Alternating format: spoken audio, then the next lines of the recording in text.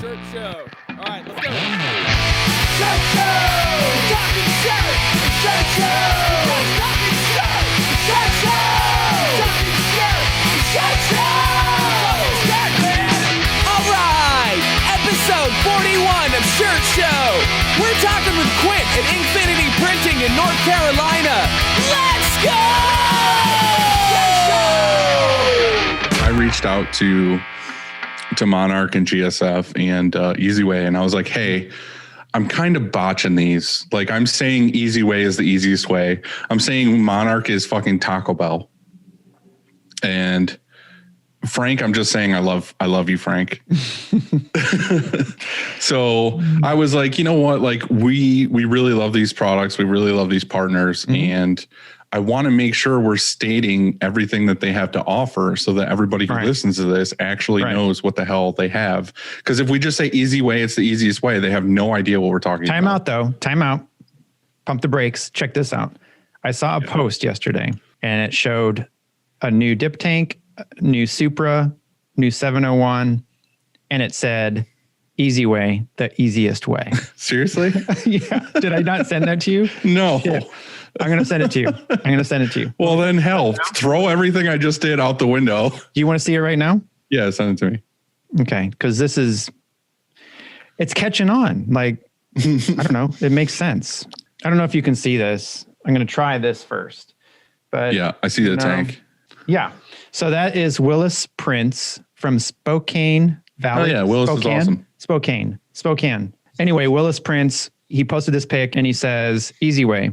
Quotes, it's the easiest way. Oh, and then he says, Shirt Show official, if you know, you know. Okay? Well, hell yeah. Hell yeah. Hey, Easy Way, it's the easiest way.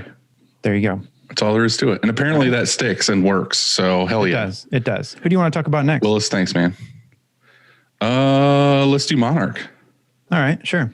First bullet point about Monarch is that it has the highest opacity whites and colors on the market today. Definitely. And that's just a good thing to hear. That's just dude, for me, I don't know. I'm sure there's a million inks out there, but for me, that's a fact. All the inks we've tried, like this is by far the best as far as opacity and hand and everything, like all around ink. It's been amazing. True. You got the next one. They have low temp and standard cure temp inks with a full mixing system. Their inks also have no fillers, no smell, and are super creamy with a soft hand feel. And if anybody knows about the soft hand feel, it's me. Soft handy. Soft handy. Also, our friends at Monarch told us that if you mention Shirt Show to a distributor that carries Monarch, you get 100% off. You get 100% off all of your orders of Monarch. Oh, I read that wrong. Till the end of time. Sorry, it was 10%. Yeah, 10% off your first order of Monarch. Okay, that's nice. So hey, just mention Shirt Show and save some money, dudes. Our next sponsor is a man that, if you love him, he'll love you right back.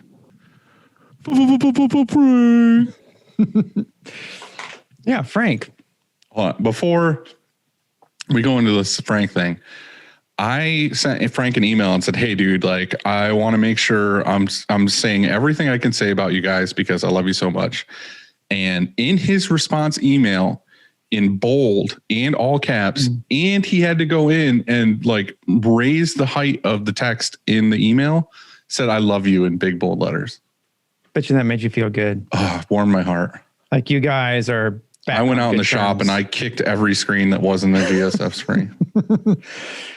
Well, that's good. And you know, Frank, he, what I think stands out there is that their quality and their service is really what makes them special.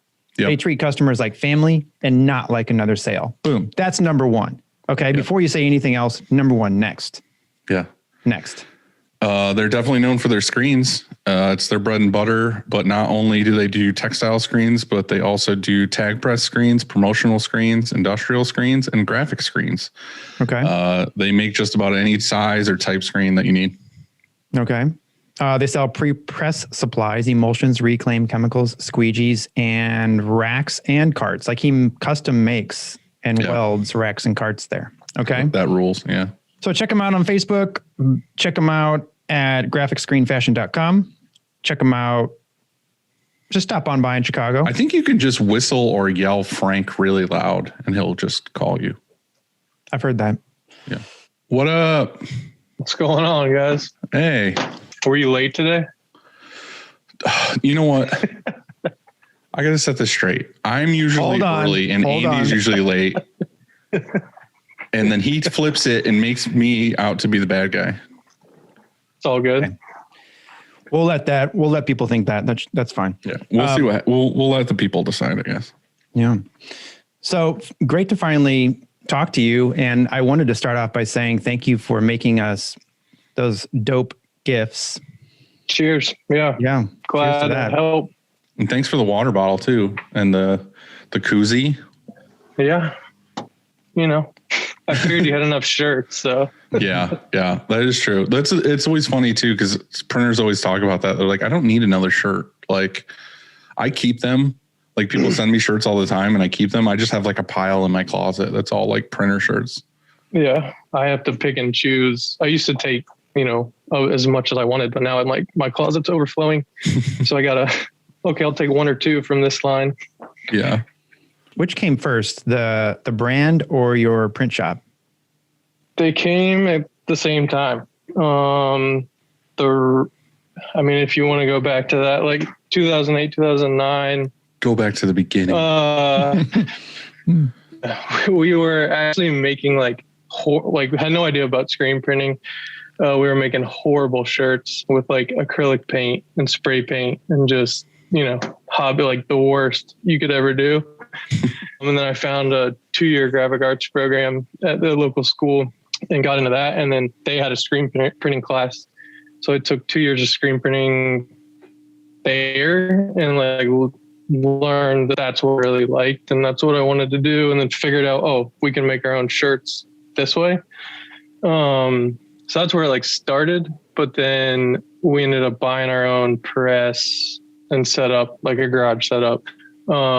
To then do the brand, but then also offer it as a service. So we started them at the same time. And they both are growing at the same pace. So it worked out good. So everything's still on par with both of them then? Yeah. I mean, the brand is more like what I want to do. And it's my creative outlet, it's based around board sports and outdoors. And that's like what I like to do. It's how I stay involved with that stuff. And then Inkfinity is also creative and fun, but that's guaranteed to make more money than the brand. Brand is tricky. You got to grind to really make it work. Yeah. So how do you go about with a brand in the beginning? How did you go about marketing it? Because a lot of people just, I guess, they want to make a clothing line. They think they make a couple cool designs and then they just sit and wait. Did you go about it hard with marketing and everything? No, I think we just kind of we were in college, so we had a big network of friends and, just in college in general. And then, our stuff we had no direction in the beginning. It was just let's come up with an idea and put it on a shirt, Mm-hmm. So it wasn't great. It wasn't a brand in the beginning. But yeah, we just stayed on it and then figured out how to narrow it down to what we want to do. So board sports and outdoors, that's what we want to do. Let's get involved with that stuff. We started doing markets. We go to cable parks and skate parks and got involved with some the snowboarding mountains in North Carolina, which not a lot of people know we have. Yeah, I didn't know. I didn't know that existed. Yeah. We actually have some decent, they're small, they're really small, but they have a really good terrain park and a good scene. So it was cool to get involved with them. And then wakeboarding was another big one that we got involved in. There's actually a ton of cable parks popping up all over. But yeah, we just stayed grinding on that, making our own stuff. And that slowly grew. But where we were actually making money was Inkfinity. We started getting more accounts and print for more people, but they both help each other. We would go to markets. People would be like, "Oh, who prints your stuff?" Right. And we'd be like, "Oh, we do, and we can offer it to you." So that's how we actually got a bunch of our bigger accounts. That's awesome.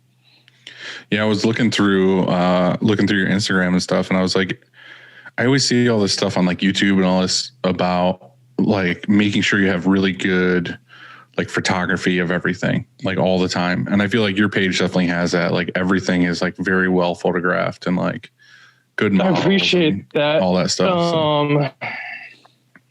It has its ups and downs where, you know, we have good stuff, good content. And then there's times where it's like iPhone photos that we just lucked out and made them good. But yeah, I mean, Instagram itself feels like a separate job, you know, trying to keep up, especially for a brand. And I don't have a personal one. I just turned my personal one into the business. Yeah.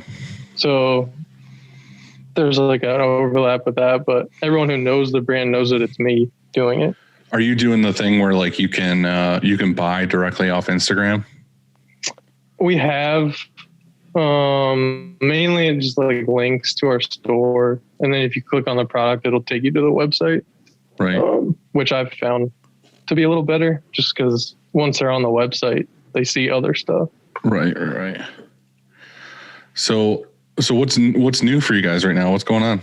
What are you what have you been up to? I mean, just printing. We're still busy, which is awesome. Like, I mean, obviously we had the slowdown like everyone, but we pivoted, and then online sales for the brand picked up and did well. And then our jobs went away, but started coming back and have just been steady. It's like a weird busy, but it's good. I mean, we're still going strong. Yeah. Now you guys, well, how long ago did you get your Anatol, your auto? 3 years. 3 years ago? Yeah. I want to say it's the one that has like that extra head that you can flip up. Yeah, it's the 8.7 and the 7th can go up. So you can have like an unload and a load station. So how often, which is cool. Like how often does it stay up? How often do you actually use it? Just curious. I would say like 90% of the time it's up. Really? Like, but in a bind, if you're in a jam, you can pull it down and use it. Yeah, for sure.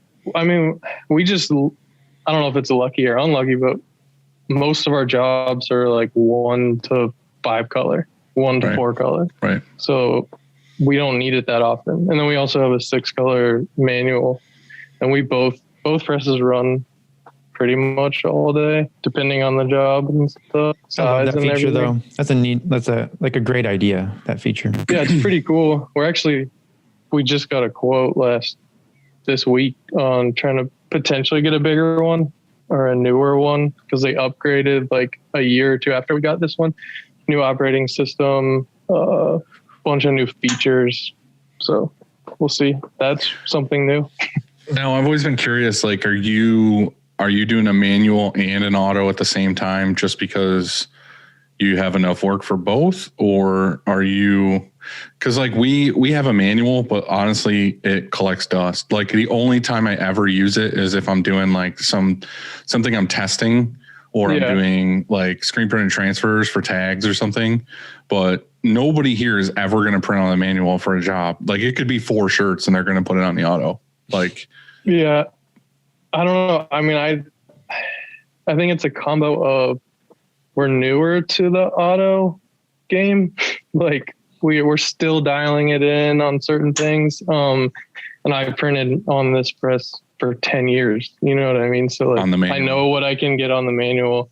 And then, we have like bigger runs going on the auto, and I'll knock out a 20 to 50 piece job on the manual and just keep it moving.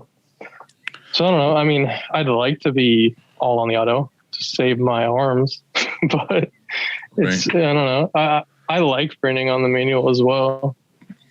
No, it makes sense, especially if it's like your thing. You know what I mean? It's what you know, and it's what you like to do. I just was curious. You know what I mean? Like you have an auto. Sure. Like, do you fill the schedule out for the auto, or are you just kind of like, oh, I'll do this on here and this on here and so on? You're saying like, do you fill the auto first, and then if there's overflow, the manual picks it up, right? Kind of thing. Yeah. Yeah. For the most part, yeah. I mean, if there's jobs that I know we're going to get the best outcome and it's going to be done quicker on the auto, then for sure. Like we fill that up. I know there's some shops that do it this like a certain way where they're like, if it's anything under 50 pieces, it's going on the manual, and everything over 50 pieces is going on the auto. But like I said, it's just kind of like, ours is just kind of like, if all the shirts are here and ready for this job and there's nothing on the auto, let's set it up and run it on that. Right. Cause I'm on and off. Like I'll print, not every day, but I have 2 guys that print and then a part-time that comes in. And then my business partner, which is a whole nother, he's in Charlotte. That's a whole nother thing we can get into. I know you love the business partner. Yeah. Let's get into it. So where's Charlotte? How far is that from you? Charlotte is 2 hours away from me. And this business partner, what are they? Well, hold on. Why do you have a business partner? Okay. And why are they 2 hours away? When we started, we were in Charlotte. Both of us, we both went to college in Charlotte. When we were starting, the crappy shirts and me going to school, he was the one that was like down to do it in the garage. We actually started in his garage. And then we grew it together. And I moved here 3 years ago to Durham. It's in Durham, but I live in Raleigh. But yeah, so we grew the business, brand and Inkfinity together. And my wife got a job in downtown Raleigh. And so I was kind of like put in a position where I was like, all right, let's see if we can make this work with me taking production. And then he has an office in Charlotte because we still have a ton of customers in Charlotte. He does all the like back end stuff, design stuff, promo. He does a ton of other things that I don't do, our accounting and QuickBooks and all that. And then I do all the production here, and it's worked actually really well. Yeah. See, that was the reasoning why I originally had a partner, was because when I worked in Georgia, that's how they did that shop. And it made sense. Like when I was there and I saw the way it ran, it made sense. Like one guy was the office guy and one guy was the printer guy.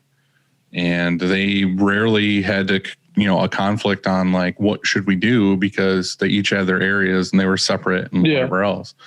And I've said this a bunch of times, like I'm the office guy. Like even now, like I don't print, I manually print from time to time, or I'll help on the auto, but like I'm not by trade like a screen printer. Yeah. So I thought when I started this company, I was like, originally I was going to do it myself. I was just going to figure it out. But the guy that I was friends with in Georgia was like, hey, what if I come up and help you? Like, I don't mind moving. Can I be a partner or whatever? And I was like, oh, okay, cool. That makes sense because it's the same way they did it down here. And long story short, this episode isn't about me. It's about you. But like, long story short, we butted heads too much and, things didn't work out. And, was that shop you're talking about Terminus? Yeah. We actually had a few things printed there like 7 years ago. I had a buddy that worked there back then. Mm-hmm. So Dylan, you had, you bought them out. Like there was originally they were investor too, or that was like planned and it just never went through. My partner. Mm-hmm. You had a partner initially. Yeah. So when I left Georgia and came back to New York, like I had next to no money. Like I had like no money. I spent everything I had when I left in the move, like moving, like getting a truck and flying my dad out to help me and coming back to Georgia. But I had my motorcycle. And when I got back, I sold my bike for like $4,500 or whatever. Well, I took that $4,500 and I went and bought a silver press and an Economax M&R dryer. And Kyle, that was with me, put money in for some other stuff like inks or whatever else we needed. And then we just started in a garage that we could use. It was an old sign shop and we just started the business. But like I said, we just made it happen, grinded it out. But I feel like he was more wanted to just be like a highly paid employee. And I was like doing all the business stuff and figuring things out and working late and, constantly coming up with what we had to do for the business. And then it just got to where when I bought the new building and went in, it just kind of turned to shit because I feel like I had way more invested and I was, all about it. And, I feel like he just wasn't. So I had to buy him out basically. But luckily when I bought him out, we were still a manual shop. And I owned the building. So like he couldn't have any part of the building. So when I bought him out, I just paid basically half of our assets at the time, which was a couple manual presses and dryer, computers. It wasn't a whole lot, you're saying? Office. You're right. It wasn't anything crazy. It wasn't great to have to pay that, but it was still kind of like, now if I had to buy somebody out, it'd be this huge thing. Yeah. So we figured it out pretty early. I feel like, we butted heads here and there on things, but like we both, I went to school for graphic arts and screen printing. And like, so I taught him how to print. He knows how to print, but he just doesn't anymore. Like he took on all the things that I didn't want to do. And I focused on production and like growing, getting new customers and stuff like that. And we both do that. We both have our own accounts here and there. I know people that I networked with and I still handle those accounts. And we both have grinded and it's worked out really well. At one point we were living together, working together and, so we definitely butted heads. And then like when I moved, it honestly made it better because it was just kind of like, all right, as long as you get your stuff done, I get my stuff done, we're good. And 2 hours isn't that big of a deal. And, he could be down there and jump in the car. He comes up every once in a while. We meet halfway sometimes when we have brush jobs that we need to get to Charlotte and we don't need, we don't want to pay for shipping or whatever. Sure. So we'll do like a halfway meet while the guys are printing so it works out well. We still can say, we have a foot in Charlotte and a foot here. So yeah, it's kind of like having a satellite location in Charlotte in a sense. And then you have your, physical location here. And so you probably pick up even more orders that way, really. Have either of you guys ever thought about that? Like having a satellite location just to get more sales in a certain town? Definitely thought about it. Yes and no. I've thought about it and I've seen other shops do it and crash and burn. And I don't know, there's just certain times where I'm like, oh, that might work out. Or like getting a spot in the mall just from like November to January when it's like rush season when everybody's in there for like Christmas. Like a pop-up. Those holiday sales. Not like the dudes in the middle that are selling fucking cell phone cases and like jewelry and shit, but like just a smaller store that's, whatever it is, 500,000 a month. Don't you love the ones in the middle? Like the whole thing is like, don't make eye contact because if you're walking by and then you make eye contact, you're finished. Right. Like they want to do that, like that eyebrow thing with like the string. yeah. Like you can't say, like you say no 1,000 times. It doesn't matter. They follow you. Like whatever you do, just like, even like sometimes I fake like, oh, I got a call and I look away. You just got to walk. You just got to keep walking. I honestly don't even remember the last time I went to the mall. Obviously, the last year, been a while. Our mall in our city, the closest one is like scary. Like it used to be the it place when we were kids, like arcade, had every store, everything. And now it's like ghost town. Like a lot of the stores are being bought up by like breweries and it's starting to come back now because there's like, again, like I said, Sears went away. Like almost every major store in the mall is gone. Like there's no big stores anymore. So like there's those huge stores that are empty. So like places like breweries are coming in and being like, I'm going to turn this entire Sears into a brewery, which is actually a big customer of ours did that. But they're like, there's like, hospitals are putting like branches in the mall and stuff. It's like, it's not a mall anymore. It's not like where I want to go hang out. It's just like big office space. When I was a kid, that was a thing. Like you got your mom to take you and your friends to the mall and it had a movie theater. And then afterwards, like you'd go around and cause trouble and get kicked out. Hell yeah. And so like that was the thing to do. My mom would go get her nails and hair done and just like tell me and my brother to like piss off, like go find something to do in the mall. Yeah. Right. We would go to Aladdin's Castle and play in the arcade. Again, there was a movie theater, pizza place, like all kinds of food. We just run around, do stuff we're not supposed to do. And it's sad that that's like gone now, but that's like typical, culture of when we were kids. It was just like the mall was like as long as your kids didn't leave the mall, they were fine. You know, they weren't getting abducted or anything. But yeah, there is a massive mall in Syracuse though. That's like, they embraced the, like, we need to do something else other than having stores. And now it's like, you know, tons of huge restaurants, and like they have like big parks for kids to, like, you know, swing from ropes like super high in the rafters and stuff. So it's like this mecca. So at one point I was talking to Jared at Rad, and I was like, oh, we should open one in Raleigh called Rad, because it is the R. It works, you know, kind of the Raleigh Art Deli or whatever. But I just can't like wrap my head around doing what we're doing and then having another one to also deal with.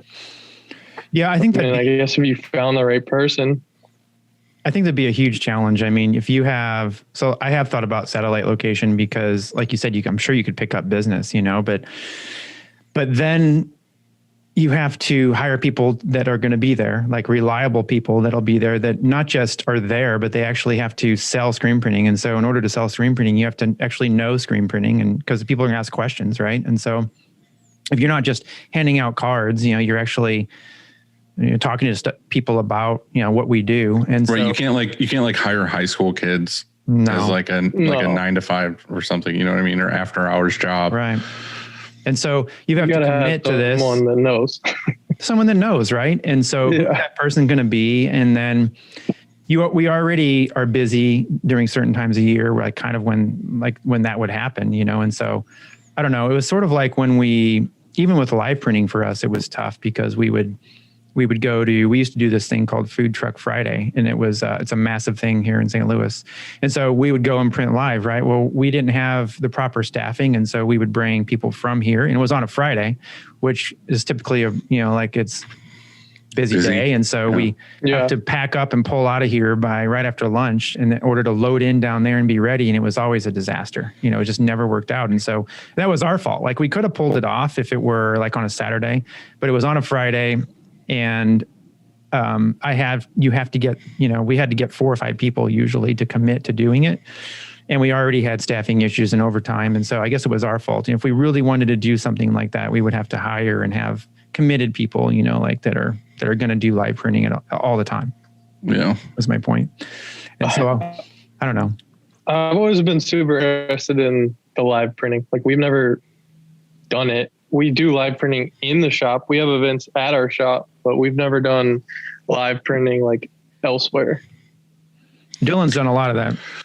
Yeah. There's a lot of like, it's not just live printing, because there's people that are like super into it that like blows my mind, like Max with family and, you know, Hit and Run and all these places that are like, yeah, we do live printing, and they're doing stuff for like Toyota and Nike and like massive things. And they have like rigs that they made that they like fly to like different destinations and do live printing. It's like the logistics just sound crazy. Yeah. And I've talked to some of these guys about that stuff, and I'm just like, it's like its own business model. Like you have to like dive deep into it and figure the whole thing out. It's not like for us, it's totally like a just side thing that we do for fun that like gives cash to my employees on the weekends. Like for us, it's literally just like, we know screen printing, and like we just go to a party and like print shit for like a couple hours and go home. And we're like, cool. We have some cash in our pocket, and we went to a party, and we got fed,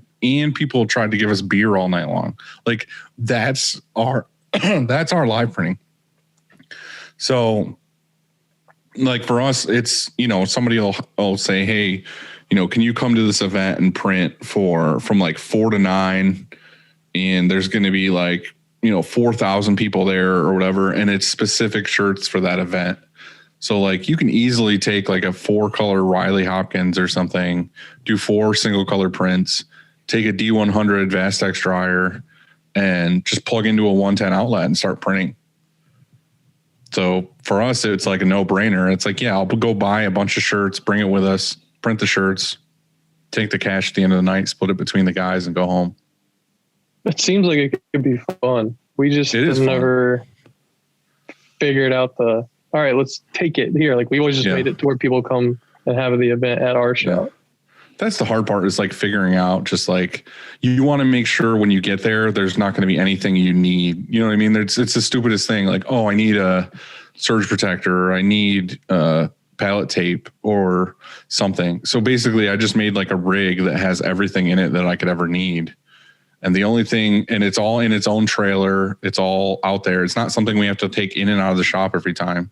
Like literally the only thing we're putting back in the trailer is like fresh shirts that we ordered to replace the ones that we used. Like we only ever take black or heather gray shirts. It's like, if you don't buy a black shirt, your other option is gray. Like that's it. Like we will change the shirt, like the ink color all the time, depending on what you want. But we offer, small through 3X in a 50-50 blend black shirt and a 50-50 gray shirt. And it's so awesome to just be like, all right, we're just bringing like 800 shirts to every event. And then I have like a checklist that I have, and we have cards to where when someone orders, I write down what size shirt it was and what color it was. And then when I get back to the shop after the event's over, I just reorder what they ordered. And then I put it in a tote, put it back in the trailer, and then we just go to the next event. Of course, it would be like on a Post-it note that you write down. Right. How many you sold. Yes.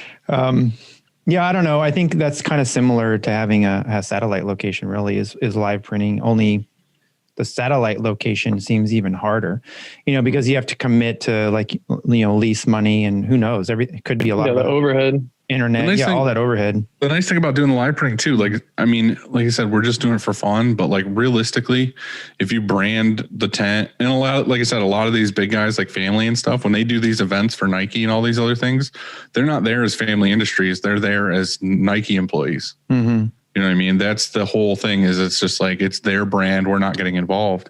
But with our method, it's just like, we have all our own branded stuff at these events.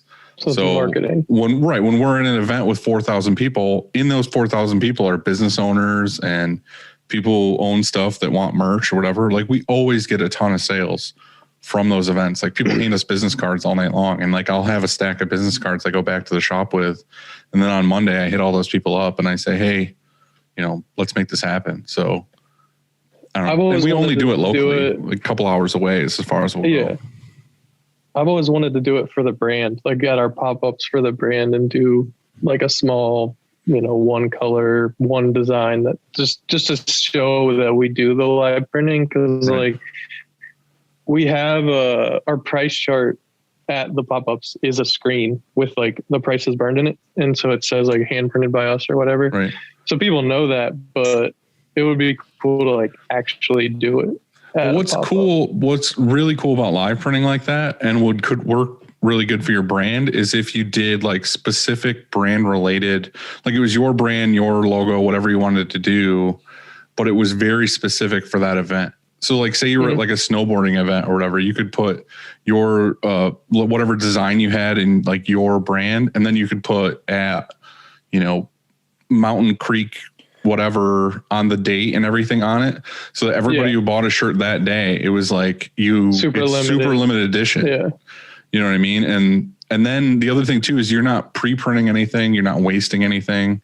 You're just like, all right, cool. Let's bring, 200 Bella 3001s. And then you just have blanks, and then you print what sold, and then what doesn't sold, you just put back on the shelf. Bring them back. Yeah. For sure. So I definitely want to try that sometime when we're allowed to go back and do those. Yeah. Well, that's the thing, is we have two setups too, because a lot of weekends we were printing almost every weekend with two setups. So I have one in the van and one in the trailer. And then, two guys will go to this event and two guys will go to that event. And we haven't printed in over a year because of COVID stuff, but we're starting to actually get people asking us doing it again. We got an email the other day. Yeah. Somebody in New York City wanted to do it, and then some big thing at Target coming up or something, they wanted us to do it. Yeah, the markets are about to start picking back up here. And there's like one or two that we used to do one a month. And then there are a couple big ones that I'm not sure are going to happen again, but we'll see. Yeah. Maybe. Get into it if you can. I mean, like I said, it's just a side thing. It's fun, and you can make some money doing it. Yeah, for sure.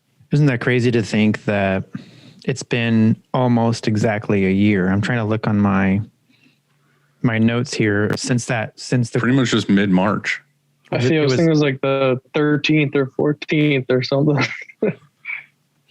Yeah, I have a post from March 12th that says it started off. We're shutting down. It's like it says it starts off first sentence, shit got real. And so that was on March 12th, and today is what, the 7th or something? Yeah, 7th. Yeah.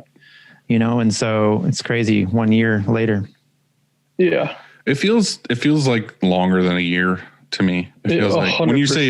when you say a year, like in later term, like say it goes away. Like I don't think it's going away, but say it goes away, like 10 years down the road, you'd be like, oh, remember that year? It feels like it was like an entire chunk of my life. Decade. Not just a year.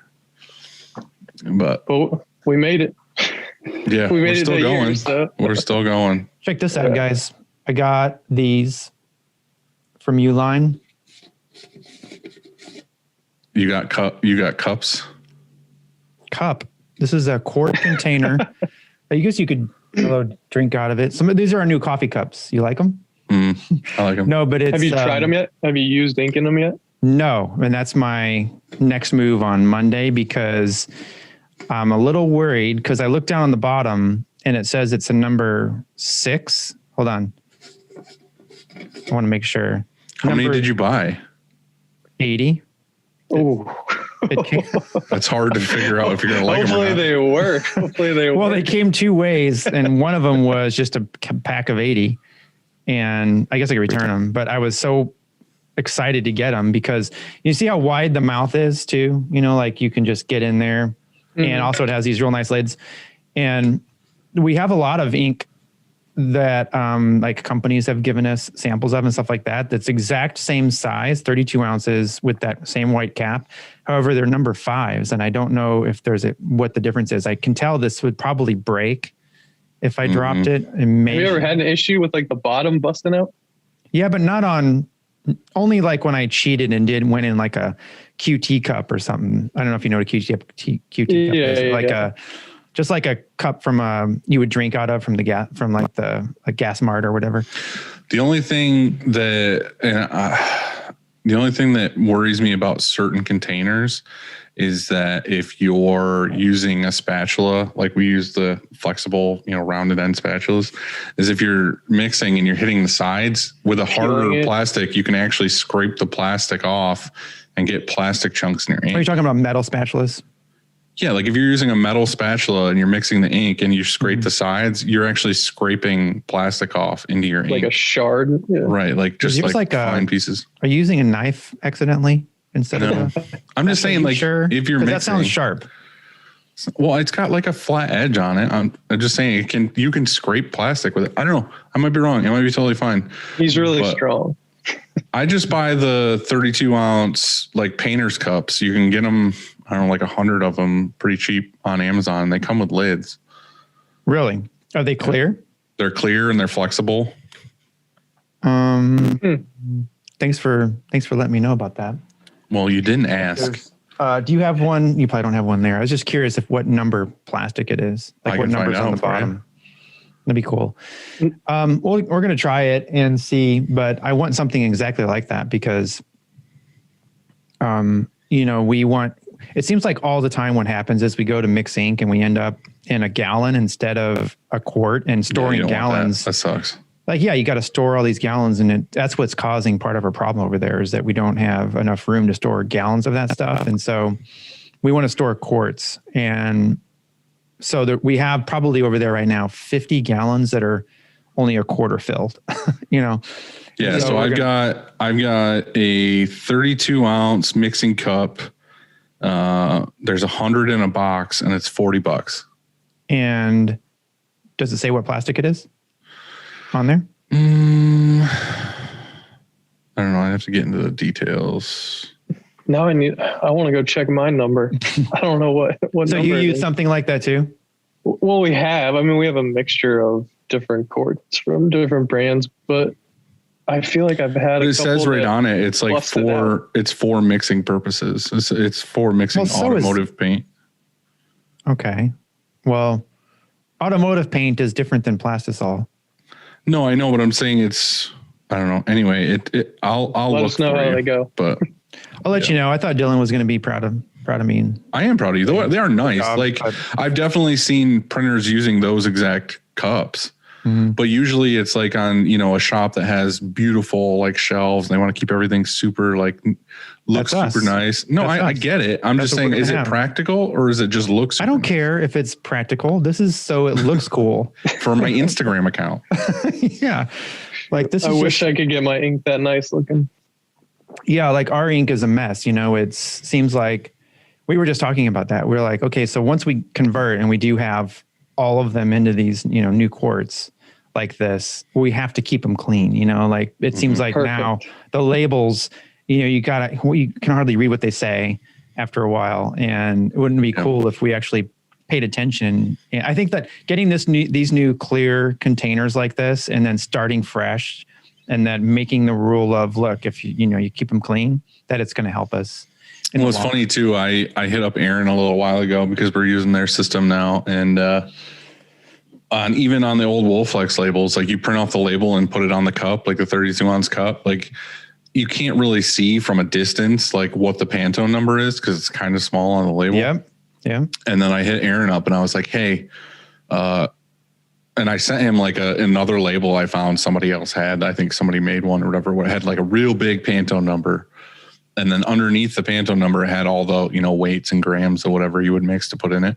I was like, can you do this? Can you make like a massive number just so when I have all my inks on the shelf, it's super easy to read? Because that's how we do. We just do everything in order by Pantone number. So the shelf looks like a rainbow anyway, but it's just all by Pantone number. So it's nice if you could step back and just look at the shelf and be like, oh, there's 123C or whatever. What did he say? He said, yeah, they're working on it. So they're going to change it and make it special. That's nice. I mean, because that's what we did. We made our custom labels so when our ink comes in and it just says, for example, bright red or whatever the color is, it's still too small. And so we make our own label that's massive that says bright red so that I can see it from like 30 feet away, Yeah.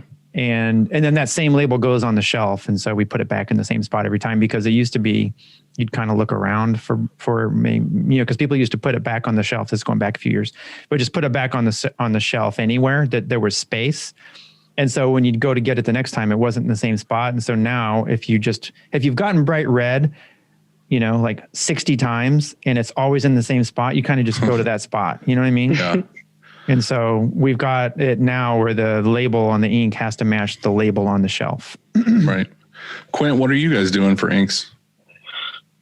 I need to dial in our ink situation a little more. I mean, it's organized, yellowish, greenish, bluish, but it's not like by Pantones or anything like that.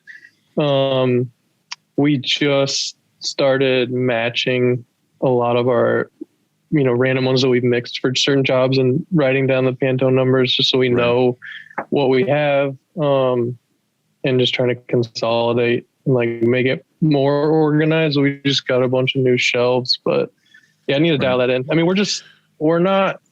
I don't think it wastes time for us because there's only 3 of us. So like, we know where it is and we can make it work, but it's always good to get it dialed in a little better. I just feel like there's 2 schools of thought, and I think Andy's on one side and I'm on the other side. Like we Pantone everything, like every single job, every color is Pantone. There's no like blue.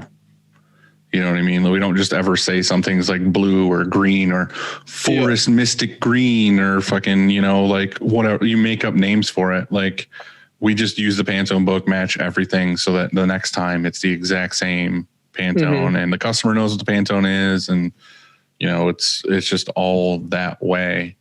You don't have like a stock golden yellow. We have 2 stock colors. It's red and yellow. What's the yellow? Everything else is Pantone. It's like, not just yellow, is it? Now it's the vivid Monarch yellow, and then we have like vivid red from Monarch. Before it used to be international scarlet red, and then it was like international yellow. I think it was just called yellow.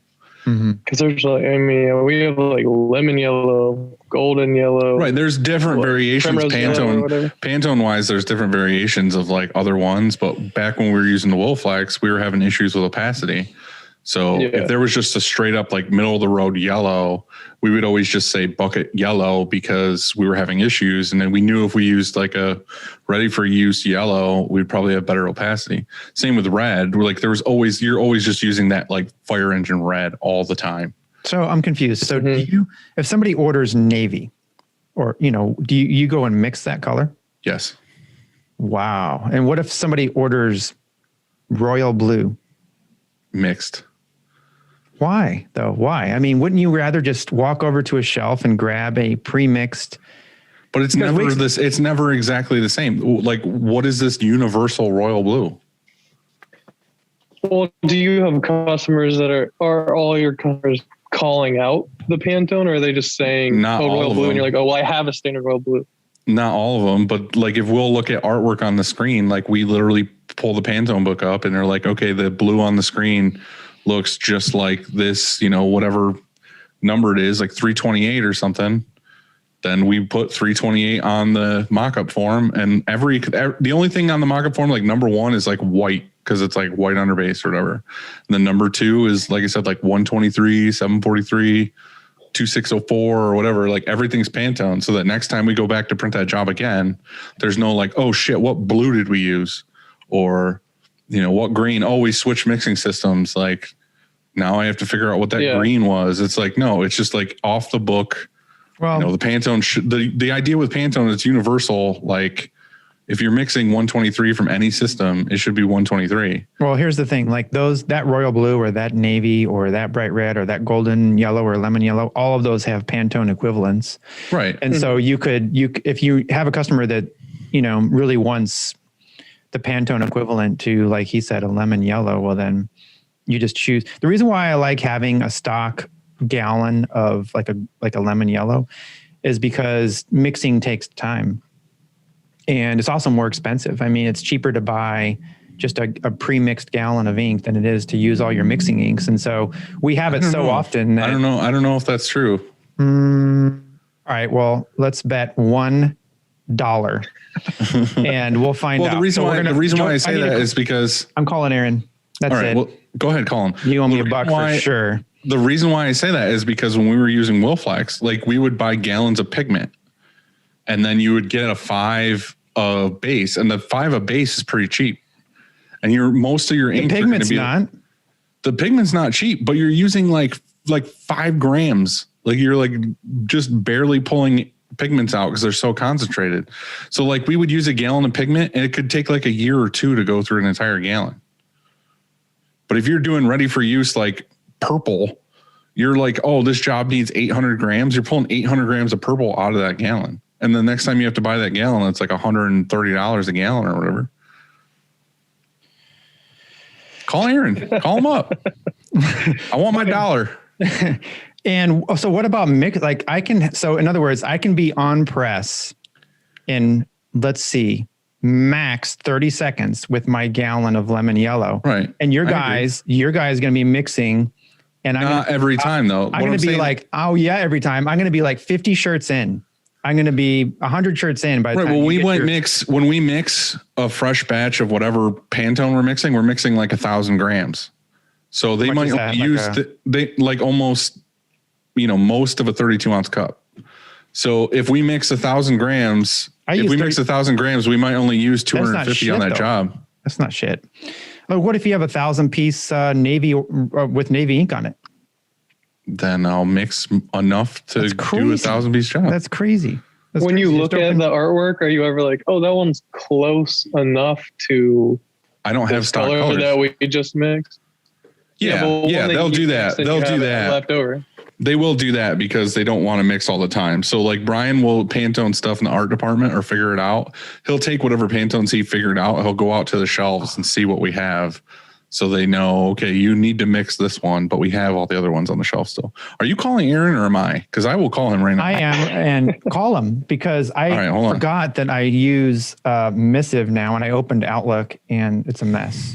Oh, look at that. Very first thing on my, you know what? I just went to my contacts and Aaron is the very first one in my contacts because it's AA. He's going to be super upset. Like, I'm in the bathtub. What do you need? You know, it's a beautiful day. He's in North Carolina. No? South Carolina. I was just about to say, I didn't know they were in North Carolina. And I ordered some of that stark white to test out. Oh my God, I hope I'm right. I was wrong about the towel mode, but this one's going to me for sure. For sure. Come on, Aaron, pick up, please. This one's going to me. It is Sunday. Well, even if they're the same, like even if the inks are the same price. Oh, Aaron, come on. Well, if he calls me back later on, we're figuring this out. You want me to call him? Because he'll answer. Should I call him? No, it's Sunday at 6 o'clock. He's probably eating dinner with his family. He's barbecuing. Yeah. Doing cooler stuff than us. Barbecue. What was I going to say? That I was right. I couldn't find his number I just called him and I don't know why his number's not on here. But here's the thing. Even if all things are equal, let's say that is the same, and then we can talk about something else because people don't want to hear us argue probably the whole episode. But even if the ink is the same price, a mixed gallon of navy, just my my navy right off the shelf. It's the time, right? Am I wrong? Quint, who's right here? He's like, I don't know. I mean, like, I don't want any part of this. I mean, there's an argument for either way, but I think if Dylan is grabbing stuff that's he left, he didn't even want to hear what you had to say. You're not mixing every time. Oh no.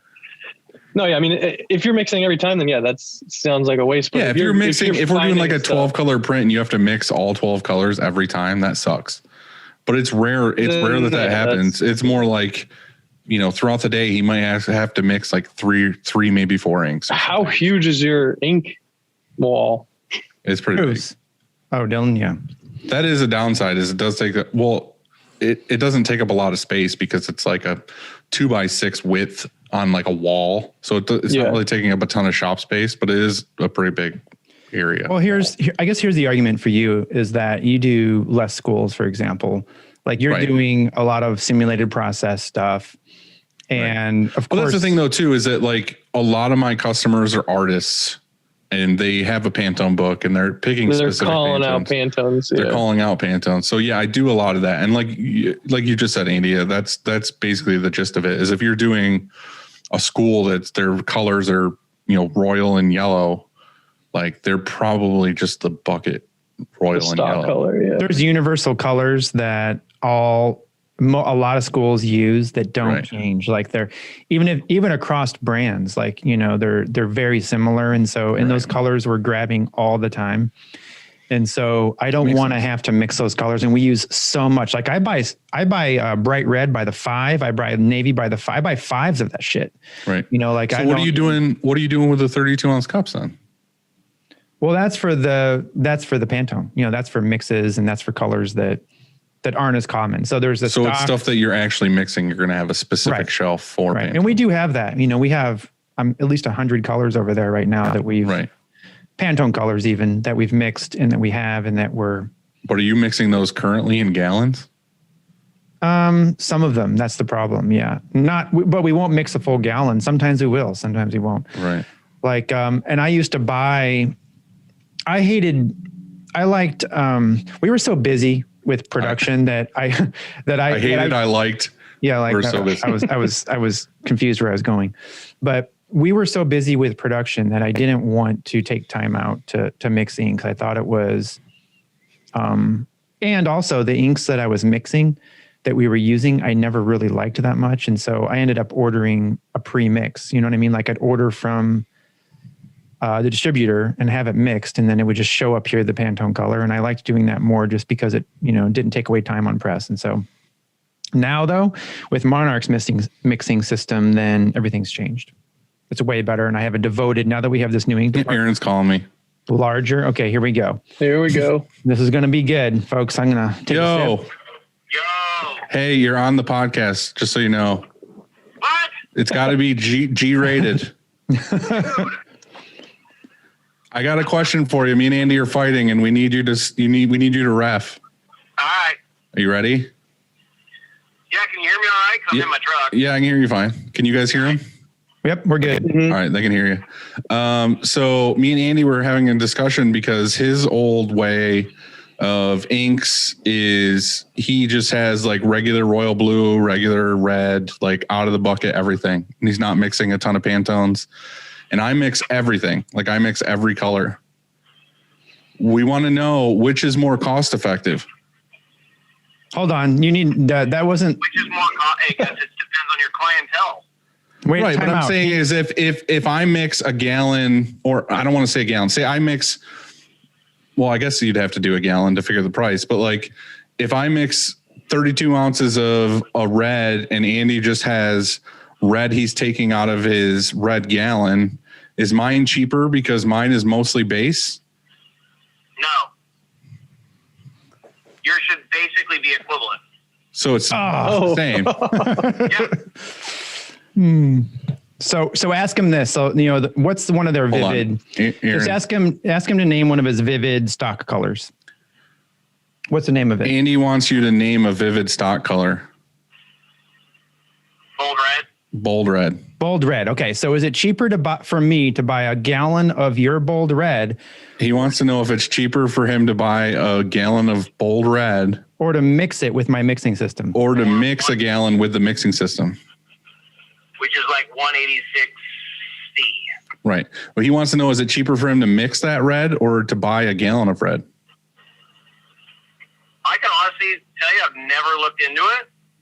I can get back to you guys on that one. Well, you know what, Aaron, we bet $1 on this and I'll slip you a couple extra dollars as long as you tell him I'm right. Okay. So what I'm hearing is the mixing system is cheaper. Right. From Dylan. Thanks. From Dylan. Thanks, Aaron. I appreciate it. That's all we need. Okay. Perfect. All right. Love you. Bye. Bye. Okay. Well, I win. Thanks. I think he was under duress. Yeah. Too much barbecue. So he says basically it's the same, but I know Aaron, it's going to burn into his mind and he's going to give us a spreadsheet tomorrow about you'll know for next episode. Yeah. He's going to give us a breakdown. We'll find out that I'm right. And so you can Venmo me or you can PayPal or. If I have to give you $1, you're going to get mailed an envelope of 100 pennies, right? Well, hey, it all spends. All right. Okay. Well, all right. Let's get off of the ink topic here. Yeah, let's move on. So I guess I want to go back real quick because we used to ask this question all the time, but when you learned how to print, how did you learn how to print? Who was your sensei on the internet? Well, I was actually in school. Like I took the class to start and our teacher was actually pretty good. Like it wasn't, you see some some print methods and other things that aren't that great, but he was a good teacher.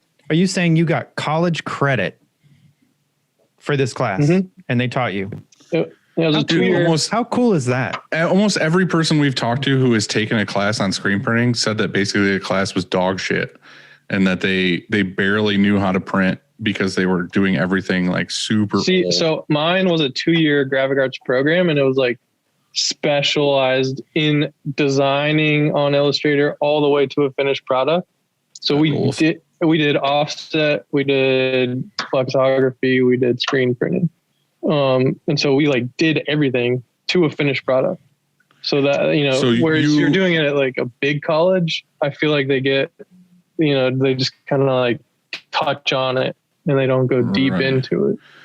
That's awesome. Like, I wish there was more of that, honestly. I mean, obviously because it's like my trade that like, I want it to be like this, big deal in school or whatever, but I've had people that I know, like there's a teacher that I had as an English teacher in school that now works for BOCES. And I don't know if BOCES is like a nationwide. Do you guys have BOCES or know what BOCES is? I don't know. It's basically like when you're in high school, you can have a choice to either like do more math and science, or you can leave the school halfway through the day and go to another school and learn like welding or be an electrician. Like a trade or something. It's called like a trade co-op school. here. I don't know why. Co-op. Mm-hmm. Well, anyway, it's BOCES and like, she works there now or whatever. And she's always told me like, oh, you should come down and like teach us how to do printing or whatever. I would totally like donate like a press and a dryer and like screens and time to like go down and like make a department that was like learn how to screen print. It was really cool because when we started, we bought our first setup and we only had a dryer and a press, and they let me burn all our screens at school. So like when we were first starting, I was taking, my screens to school, coating them, burning them, and then like going and running our jobs in our garage, which was cool. And, obviously they taught us different things that I don't do now. And then like when I actually worked at a print shop, I learned a lot there as well. And then, but I was working and printing on the side. So like I would print all day for a shop and then go home and print my stuff. Did you take any business classes in college to like learn the other side of it? I mean, I took like business 101, like the generic business class, but no, nothing. That's all just been learning, while it hits us. So yeah. No, I'm definitely part of that group where I learned everything there was to know about printing and then learned the business side 5-6 years in. Yeah. I mean, I definitely wish that we would have learned taxes and all that ahead of time, but take it as it comes. Yeah, for real. Now you were saying earlier that like you guys being in North Carolina, are you focusing a lot on clients from that area, or are you trying to, you getting it from all over the place?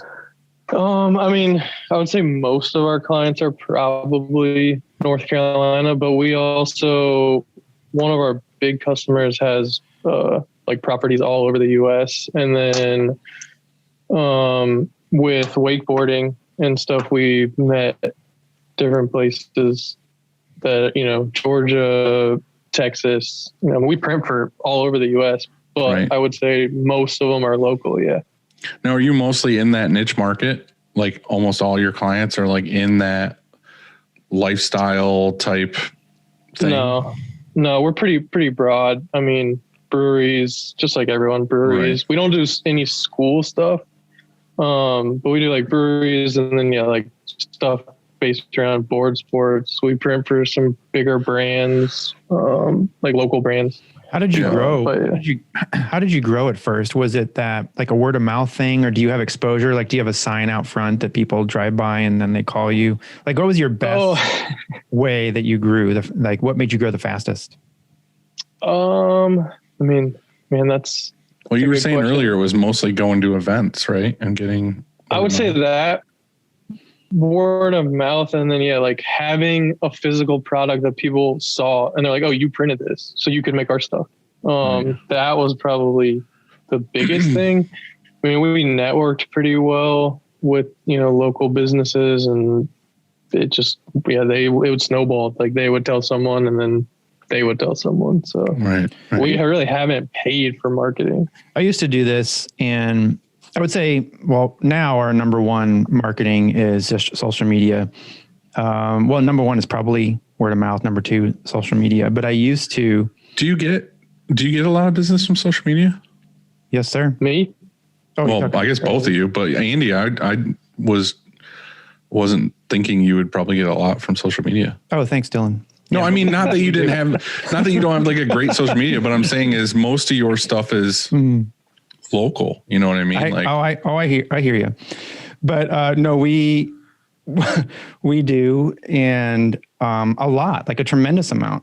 But what was I going to say? Oh, I was going to ask you guys if this is something I used to do and I want to do more of now, and that whenever I'm somewhere that I like their place, like I'll go talk to somebody there, like I'll have a business card, and let's say I'm at a restaurant or something that, hey, this place is cool. I like their food. And we start chatting or whatever. I'll leave my card behind. I'll talk to somebody, and say, hey, we do shirts. And this is what I used to do. Like when we first were, like when we were super hungry and we wanted more work, let's say. We weren't in overtime or anything like that. I used to hand out my card all the time. But is that something you guys have ever done? Like just when you're out at a place that you like at a brewery or something, do you hand out your card ever? I can't do it. I feel like it's too, like, I hate that when people do it to me. You know what I mean? Like, people just show up here randomly trying to sell me stuff. No, okay, so I don't mean solicit. So I don't mean like I go cold calling. You know what I mean? I meant, but I'm saying is if there's a dude who owns the place at a brewery that's like got shit to do, and then this random guy's like, "Who prints your shirts? Here's my business card." But if you're already there and you've been there a few times, or just let's just say you're out there and you never given your card to somebody. I feel like if I'm in the situation and I'm just like hanging out with the owner, or I'm like at the bar and we're talking about stuff and they're like, "What do you do?" Like, then I would be like, "All right, this is what I do." But I don't feel like I could walk up and be like, "Can I speak with the manager?" And like, I hear you. Well, I think I've maybe done it. I'm not saying it's wrong. Like, I think it's a baller move. Like, if you can pull it off, it's just, I don't know. I don't feel comfortable with it. It's weird. It's funny too. Like, when we went and saw Gabe, he said the exact same thing. Cause we went to a pizza place that was like right up the road from his shop. And I think he had like a Maybe Tomorrow hat on or something. And the owner's like, "Oh, are you Maybe Tomorrow?" And Gabe's like, "Yeah." And he's like, "Oh, I need to get shirts done again, and I'll email you." You could tell Gabe was like uncomfortable with the situation. He was just like, "I don't want to talk business." And then like, as soon as we got outside, he's like, "Yeah, I'm really uncomfortable talking business to people. Like, if somebody's like, 'Oh, can you make shirts, or do you make shirts?' like in public," you know what I mean? Like, when, I don't know, it's just a weird situation, I guess. It's not like, I don't think it's weird. I think it depends on the situation and what business you're at, or like, yeah.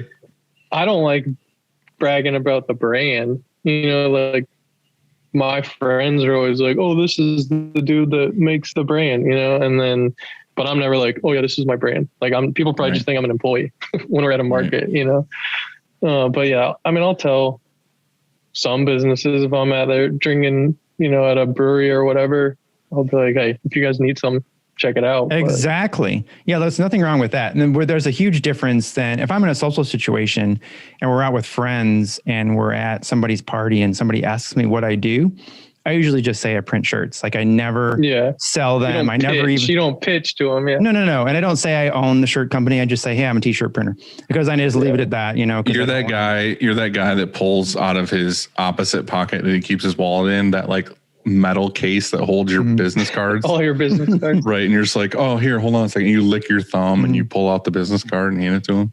ABC, always be closing. No. I do not. I am not.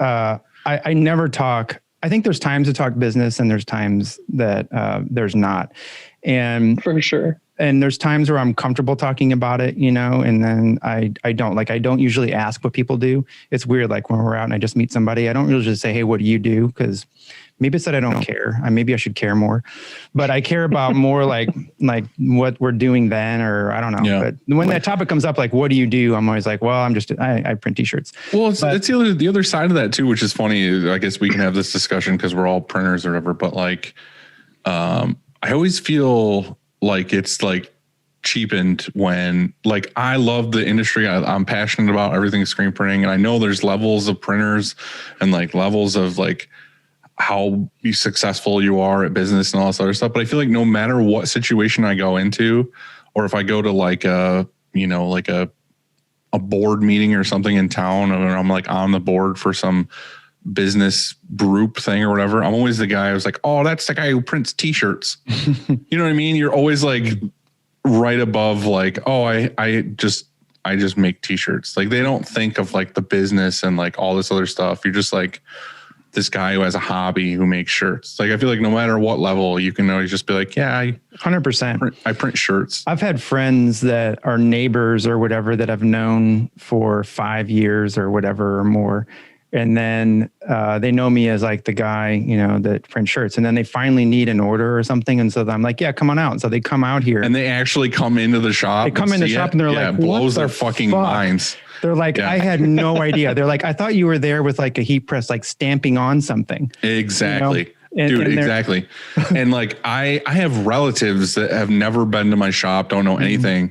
And they like come to town and my dad brings them in and it fucking blows their mind every time. They're like, what? Like, you know what I mean? They literally thought I was probably in like a studio apartment, like fucking like hand painting shit with like a little brush. And I was just like, I make shirts. They're cool. Like, well, it's probably because you're humble manufacturing. Guy. And you, Quint, you're also a humble guy, and we don't really like, you don't brag about, you know, how many shirts you print. You don't want to, because if the people that are usually that are trying to show off or bragging about how many shirts they print or anything like that, usually aren't printing that many, you know, or something maybe else is, maybe they're insecure or something like that. And so usually you're humble about it, right? And you're like, oh, when we print some shirts or whatever. And then they come out there and they're like, what the fuck? Like, I had no idea. And so, I don't know. Those moments are fun, but I think there's nothing wrong with when you're out and it feels right. And it feels right to give somebody a business card, you know, like that's a good networking thing that is maybe lost on the new generation. I don't even think I have business cards. I was just going to say, I think it might be lost on this your generation Z or whatever you are. I think that are you a millennial, Dylan? You are. You don't want to admit tap my phone to someone else's phone. Here, a business card, they're like this big, you know, and you hand them and you well, the funny thing is they used to have like a Rolodex of business. I actually had a Rolodex. Of yours were actually chiseled into stone and you had to carry them around. All right, next. You're like, I don't want to talk about this anymore. It was too close to home. But really, I had a Rolodex and you would roll and it had, you know, the alphabet on there. And so you file your business cards underneath each letter, right? And you'd spin to it and boom, you'd have this person. I actually do have some business cards and I'm pretty sure they're only in the live print setup so I can hand it back to somebody who gave me one. Well, hell yeah. I used to have a business card and on the backside was a quote, like this, just the basics for a quote. And so I would actually have the business card and because people would talk to me all the time about that stuff when I was out. And so I just like, oh yeah, I can get you going. Boom. I'd write it on there and the business card and hand it to them. You know how many orders that made, that converted to? Like a pretty lot. Good idea. It converted to a lot. I started with nothing. And so I had to make, and I made my way to the top. Yeah. And I hustled. Started at the bottom. Into this. This hustle speech. Dude, whenever you guys whenever you did the live stuff, did you ever get the guy or girl that would come by and be like, oh, that's so easy. That's how you print a t-shirt. Dude. A lot. You know what's really funny that fucking blows our minds every time it happens is they'll come up to the table, buy a shirt and stand there and then not realize that you're printing it right there behind them. Like they'll come up and be like, oh, you're making them right here? It's like, what are you talking? Are you 100% blind? Like there's a press and a dryer and like it's right here. And they're just like, oh. My response at our events was always just, oh, thanks. I'm glad that I make it look easy. Yeah. Like, because, or I'd be like, hey, you want to try one? And then they'd come and it'd just be like the worst print at all time. That's one of the things I always remind myself to try and convey to customers if they're ever here or if there ever is an issue or anything is that to just try and make it look easy. You know, because the moment I remember one time long ago, I had a customer and their order was fucking impossible. Like it was killing me. Like I wanted to quit screen printing. And I was here late one night because because of their order. And it was like 7:00 and they came to pick up because I had told them that I'd probably be done by 7 and they came to pick up and I wasn't done. And I wanted to like I was so mad that they showed up when I told them to show up. And I still wasn't done. Yeah. I was really just mad at myself for just taking the order or whatever. And then I made it look hard. And they were like, wow, you know, like, what's with this guy? You know, like, you're like flipping random switches you didn't even need to flip. They're like, wow, this is like, I'm sorry I, put you out so much by ordering shirts from you. Yeah. And so I thought about it later, like, man, I screwed that up. Like, I never want to make it look hard, like that's the opposite thing that I ever want to have a customer think is like, this guy's in here, and he's upset because it's just so hard. Kind of like when you show up to get your Chipotle and like you said, or they're pissed. Yeah, they're pissed. They're like, man, this fuck, like I got to make this thing for this guy. And you're like, well, sorry, I came here, like trying to give you guys business. And so like, that's the last thing. You want to make it look easy. And so I always try to remember, even when I am like, man, this job sucks. It's super hard.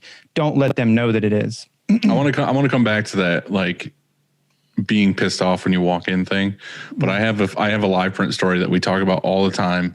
And we do a couple events a year that are like at a school for like a track meet or a swim meet. It's always like the championship where it's like 10 schools come and every parent wants to buy their kid a shirt and stuff. And they're always like good money events, but the event sucks. It's not like a party. We're just standing there all day doing whatever. Andy hates my story, so he got up. Always. But it's funny, like there's sometimes you go to these events like that and it's slow and you're just kind of like, oh, somebody buy a shirt, whatever.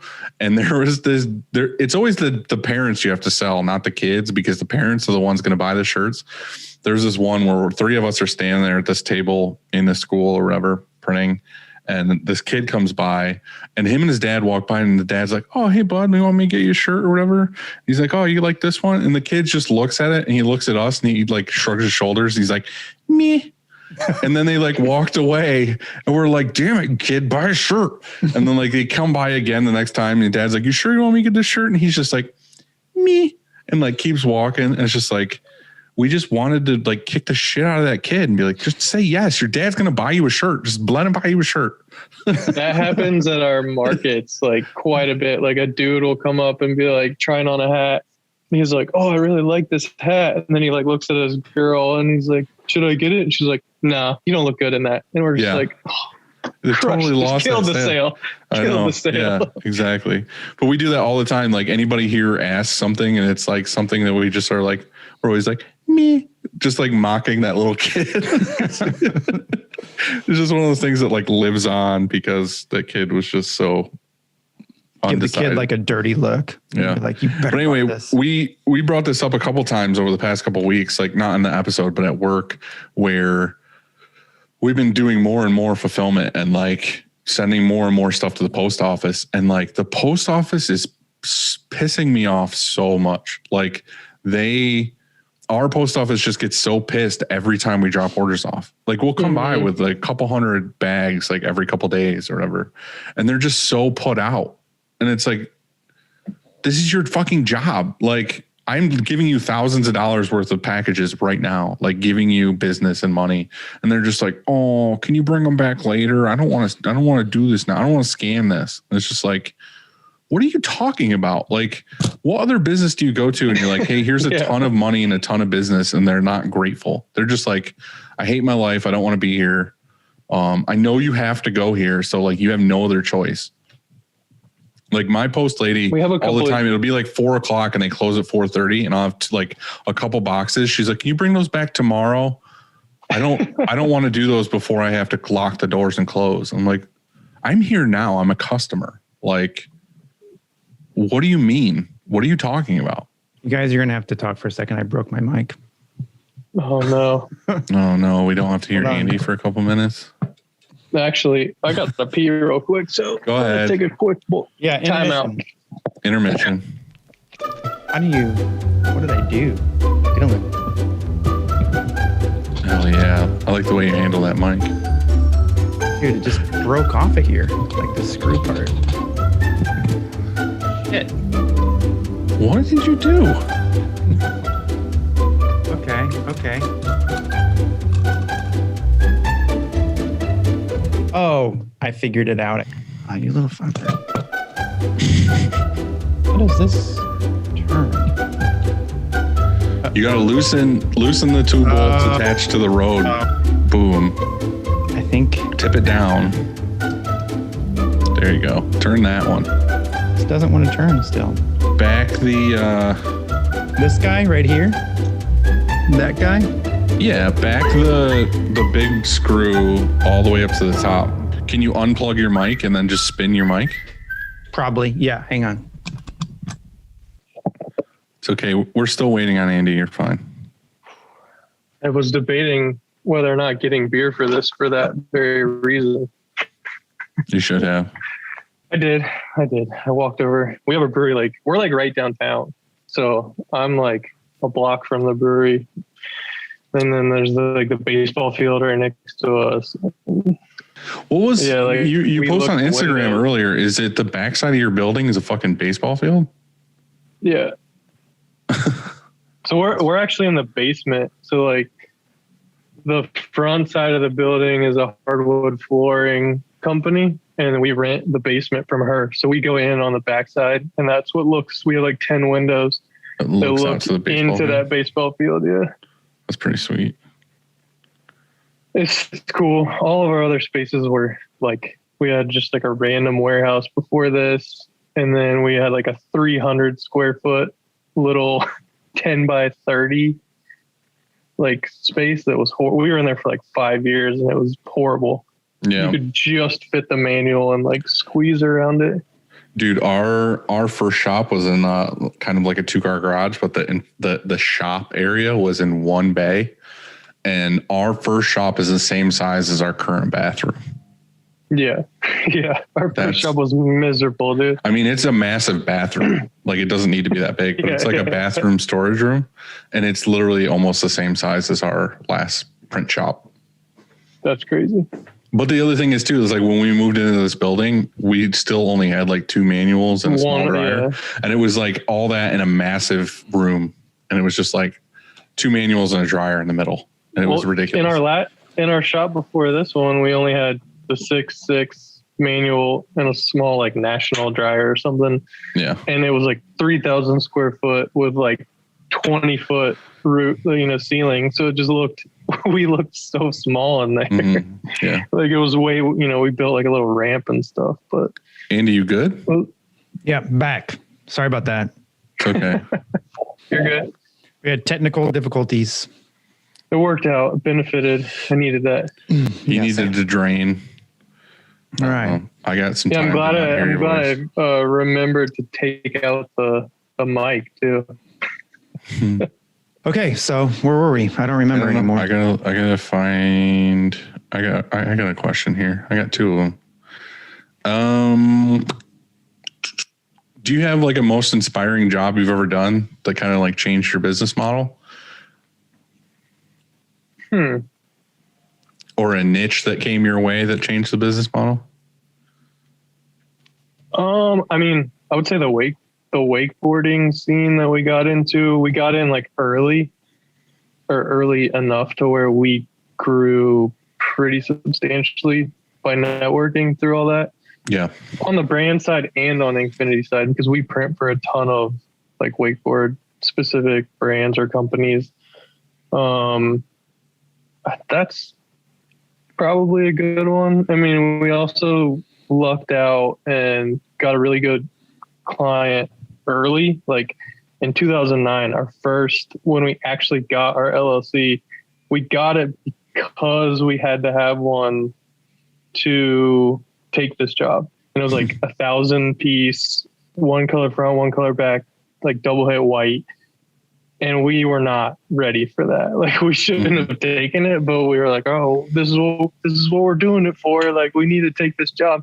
We actually had to flash. We didn't have a flash. And so we freaking heat gun flashed in between on a 1,000 piece order. Like that's the worst thing I've ever done. It sounds terrible. But we still print for that customer. I don't know how. Like those shirts probably have no ink on them anymore, but like we still have that customer and we've grown really well with them. So right. I always think about that when you get like you look at other companies that have certain customers and you're like, man, how did they get that customer? But then you think about too, like all the customers that you got on the ground floor, or like a band that was like small in a town, and then now they're like this massive thing. We have a couple customers that are like that, where we got like very early on when they were like just starting out, and now they're like a massive company, and we'd like to think that they're like not going anywhere because we've worked with them for so long. We have such a good like reputation with them. But yeah, it's always cool when you get that like lucky streak of you know, they rise and their company grows and gives you some. We have a couple brands like local. I think like Andy, don't you guys have like a STL brand or something. Yeah, we do. That's like do you print for them? Yeah, we have, like you said, like it's a city brand, you know, that's like local, like you just said, it's called, well, they do it like, just like you said, for our city, and we print for them. And so we do tags, we re-tag for them, and we print all of their merch. So yeah, we have that some embroidery too. We have that exact customer, but for Charlotte. Mm-hmm. Yeah, I mean, they have, and that's part of how that diversification saved us, you know, through this pandemic, because they have brick and mortar, like they have an actual retail store. In fact, now they're just announced a third, but they are also online and they do a lot of business online. And so they stayed pretty active throughout this whole thing, even when they had to close their doors. And so did we. For sure. You know, we were able to help. They really kept, like, I remember back in April and May of last year, you know, we were going pretty strong, and it wasn't for a few brands that we had like that, then we would have been in a much worse situation. That's for sure. Now that STL brand, are they just a clothing brand that just orders bulk stuff, and they just, when it's sold, and they get more? Well, they're a street brand, and that's what they call themselves. And because it's more than just shirts that say something about St. Louis. It's also, they do collaborations. And so they'll collab with like landmarks here, you know, like not just, you know, physical landmarks, but like businesses here, you know, like we have a business here called Ted Drew's, and they're frozen custard. They're famous. They've been here when I was a little kid, and there's lines, like you go there in the summer and, you know, there's like 1,000 people, you know, just getting frozen custard. And it's just a known thing that people go and they go there. Well, they'll collab with like that and come up with, you know, 3 or 4 shirts like for them, for example. And so, you know, it's more than just, you know, the street brand, more than just throwing the name on there. Yeah. That's smart. Yeah. The collabs helps them grow for sure. And then it also helps us get other customers, because they're like, oh, who printed this collab for us? Right. You know, so yeah, it's a good one. It's one brand that actually benefited, didn't just order your minimum and then disappear. Oh, for sure. You know, and it's a huge undertaking, because I commit, like there's a team that takes care of them. You know, I have, when we decided to work with them, and they were going to move everything here, we came up with a whole plan, and it's evolved over time. But, you know, we came up with this whole idea of, well, there needs to be a person that's here that's devoted to onboarding, you know, every single order for them. There needs to be a graphic artist that takes all of the art and gets everything proofed up and ready and outputs it right. And and I want to know, like, there's a certain color label we put on all of their boxes. So we spot them in the shop, because we courier several times a week. We courier. So like, everything we print here is delivered. And so we deliver it to 2, and it's almost about to be a 3rd location. And so like, it's confusing, you know, if you have 60 boxes here that are going to go out for a brand, for one customer, let's say, and they're going to go to 3 different locations, you know, you have to keep that straight, and you want to always know where those are in your shop, and just visually also, you know. And so we've done that, not just for them, but for other customers too. And so I have color coded that. And so it's like a visual thing. I might steal that. Yeah. Oh, call me. Like, well, I can tell you how we run that with color codes and everything. Like it really helps, because you need to, you know, separate that from your normal orders, the normal flow. I think that's important. Yeah. Like they normally order, you know, not a ton, but there are times where it's, you know, 20 different graphics going on at one time. Luckily, we're only going to one location with all those, but some of his POs get a little wild, trying to keep it all straight. Do you keep screens for them? In other words, do they reorder? Like they'll reorder certain designs and. Yeah, if it's one that, you know, he'll tell me like, hey, this is one I think we're going to do more of. Like we'll hold on to it, but it just depends. You know, sometimes we'll keep them. Sometimes we'll just, when we need to burn them. Do they supply their blanks or do you? They do. So yeah, they buy all their blanks. And that's a bit of part of the struggle too, because, and what's so great. So with SNS, I don't know where you buy your, where you buy, where, Yeah. but with SNS, all the majors, the Freight Advantage makes it, it's great because I can see what's coming, you know, with other contractors, for example, I have no idea what's about to show up or where it's at. You know, if I'm expecting an order from them, I don't know I have no access, but with Freight Advantage, it's really cool and I think it works out really well. Hold on that topic real quick. Do you ever talk to those customers and like you basically say you have to approve the blanks that they're going to use beforehand? Because we don't do like next to no contract, but we do have a couple customers that always want to like send us stuff every so often and have us print on it or whatever. And we basically put in a new rule that was just like, we're not going to print anything unless like we approve it before you send it to us. Because so many people will be like, oh, I'm going to send you some stuff. It's just some tees. You're like, okay, cool. And you open the box and it's like a nylon jacket, like 10 polyester tees, like some 50/50s. It's like, what the fuck did you just send me? And a blanket. Right, and a blanket and like a onesie, and then the design's oversized. There's always a onesie. And it's like, I started saying like, no, like tell us up front exactly the breakdown of what it is, and we need to approve it before you even bother sending it out. Our main customer that sends us stuff, I mean, 9 times out of 10, it's Bella Canvas or Comfort Color, you know, a standard piece. But we do have a local like running store that they bring in like New Balance stuff or like some random running brand things, and you know they'll show up and it has like the craziest textured nylon. There's like or seams like super going stretchy. everywhere. Yeah, there's crazy seams, and they're like, yeah, we want a back print 12 inches wide. And I'm like, there's 6 seams. Like that's impossible. Like I can print it at the bottom if you want, but. So for them, you know, I'm like, yeah, bring it in and I'll look at it and I'll let you know if we can, but I can't guarantee it. You know, we've had like 1 or 2 where I was like, they wanted like a 6 color on like the craziest thing I've ever seen. And I was like, yeah, no.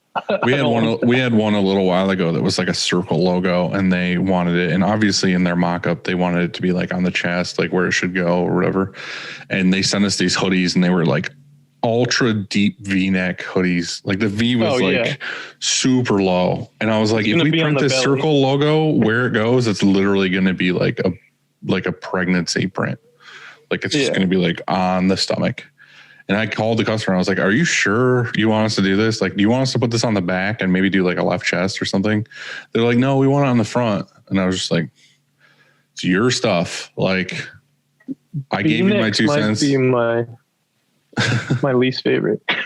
Yeah, I was just like, I don't think this is a great idea, but I printed on for this brand, and in fact, it was on Thursday or Friday. They brought a sweatshirt that was cut in half. That they're doing here. They're having somebody sew them here, and it's a black sweatshirt and a pigment dyed red. And they cut them in half, and then they sewed them back together. And they sewed them back together. Only one half is black, one half is red, right? And they're like, okay, popular now. Can you print on this with the seam down the middle? And there was the front they had a seam, and the back they had a seam, and the seams were different. And the way the person that sewed it on the back of the sweatshirt, I said, okay, I think I can make this work. And so while she was here, I loaded it on a press, grabbed a screen and to do a test, grabbed a screen, set it up and ran a sample for her where we did one with just a single hit and then one with a print flash print just to show her the difference. It was white ink on this black and, red, just to show her the difference. Cause I wasn't even sure that we could print it and then come back over it again because, it had this little bump in it, which may distort the print, right? And so I just wanted to do it right in front of her and have her see, because I think that's really helpful, because a lot of times you try and describe it on the phone. They're like, I don't know what you mean, Mm-hmm. Like, you're just trying to get out of this.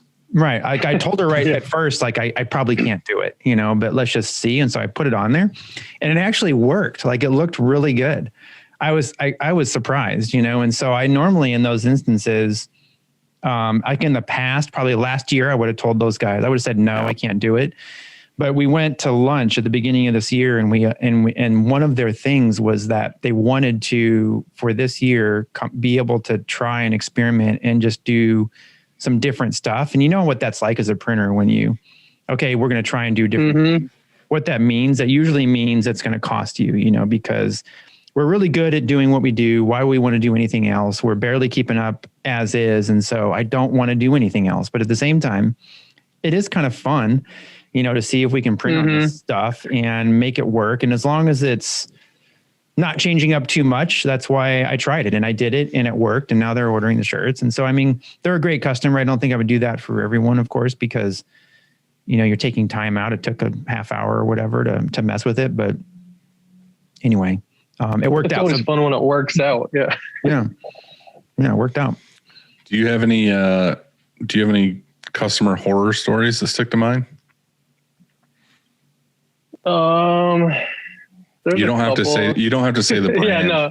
It's not Halloween, Dylan. This is the normal Halloween question. I just like to hear other people's misery. Nothing. There's not anything crazy. We've had some disagreements, I guess, with a customer that just, I don't know what was going on. They just. Do you have anything where you messed up an entire order for a customer and it was definitely something that you messed up? And then you sent them cookies? Have we ever messed up orders? Yeah, we've messed up orders, but we've replaced them or, without them knowing but I've never sent anyone something that then they returned or were not happy with, you know what I mean? Or something that we couldn't fix. Right. But we did have someone that they lost a box or UPS said it was delivered and it wasn't delivered. And then we were like, can you just check again? Because it says delivered. And then they accused us of us accusing them of theft. There's been some weird things like that, but nothing crazy. We've had some weird requests and emails.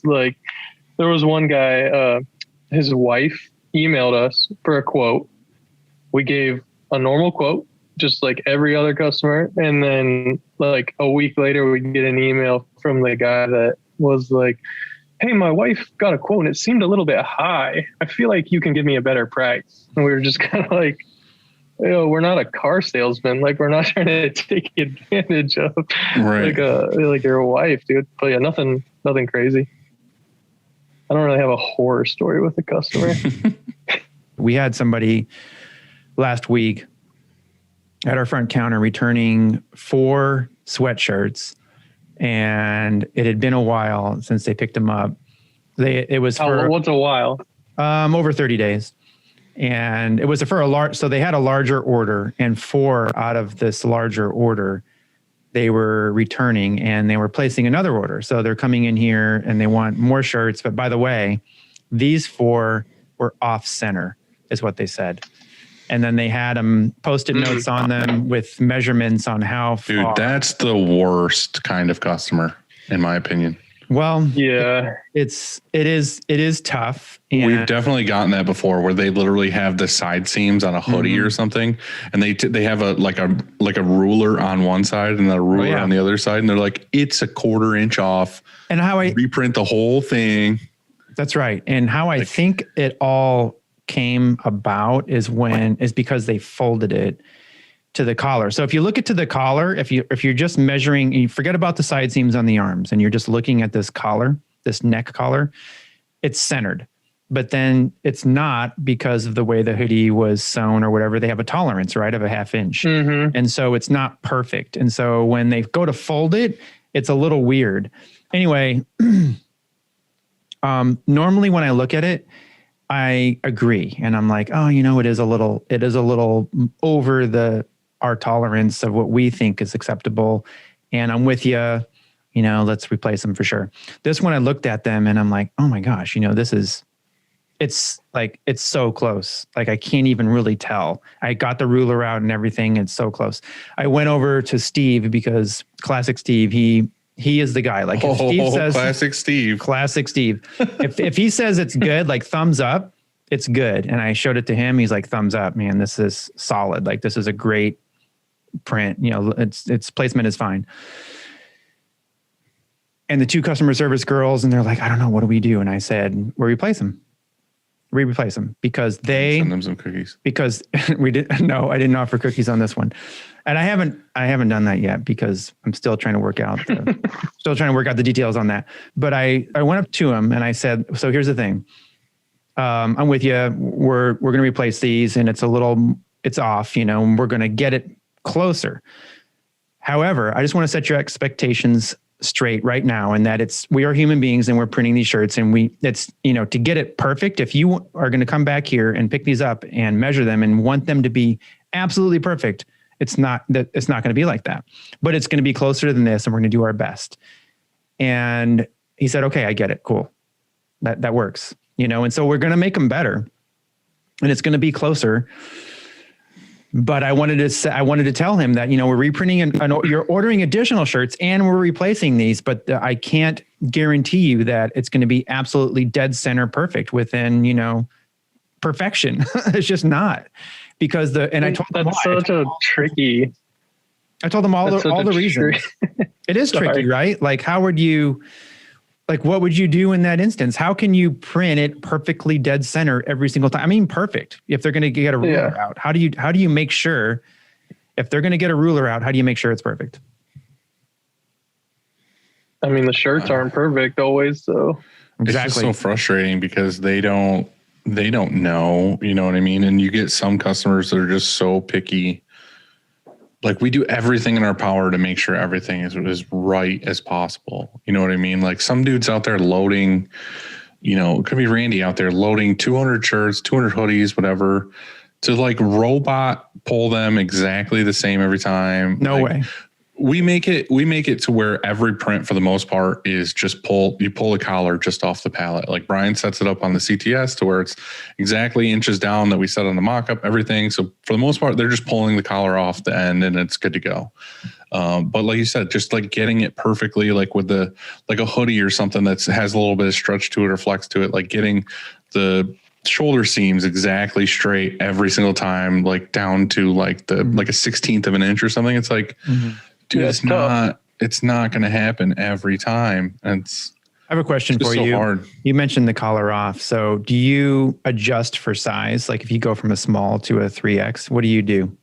That's what I was Yeah. Randy adjusts a little bit for stuff like that, especially like left chest too, and hoodies. Like if a customer gets half tees, half hoodies or whatever, we adjust for that. But for the most part, like the baseline is always, you know, pull the collar off. We have it so that our artist set up in the file, and when we output the screen and we try lock in, that it's collar on, you know, starting at small, and we split the collar. So like collar half on, starting at, so small and medium are collar on, split the collar at large, and then extra large and up is collar off. And that's kind of how that's generally how we run it, unless there's other requests. Now, are you splitting sizes on the cart so they know when they hit medium and large?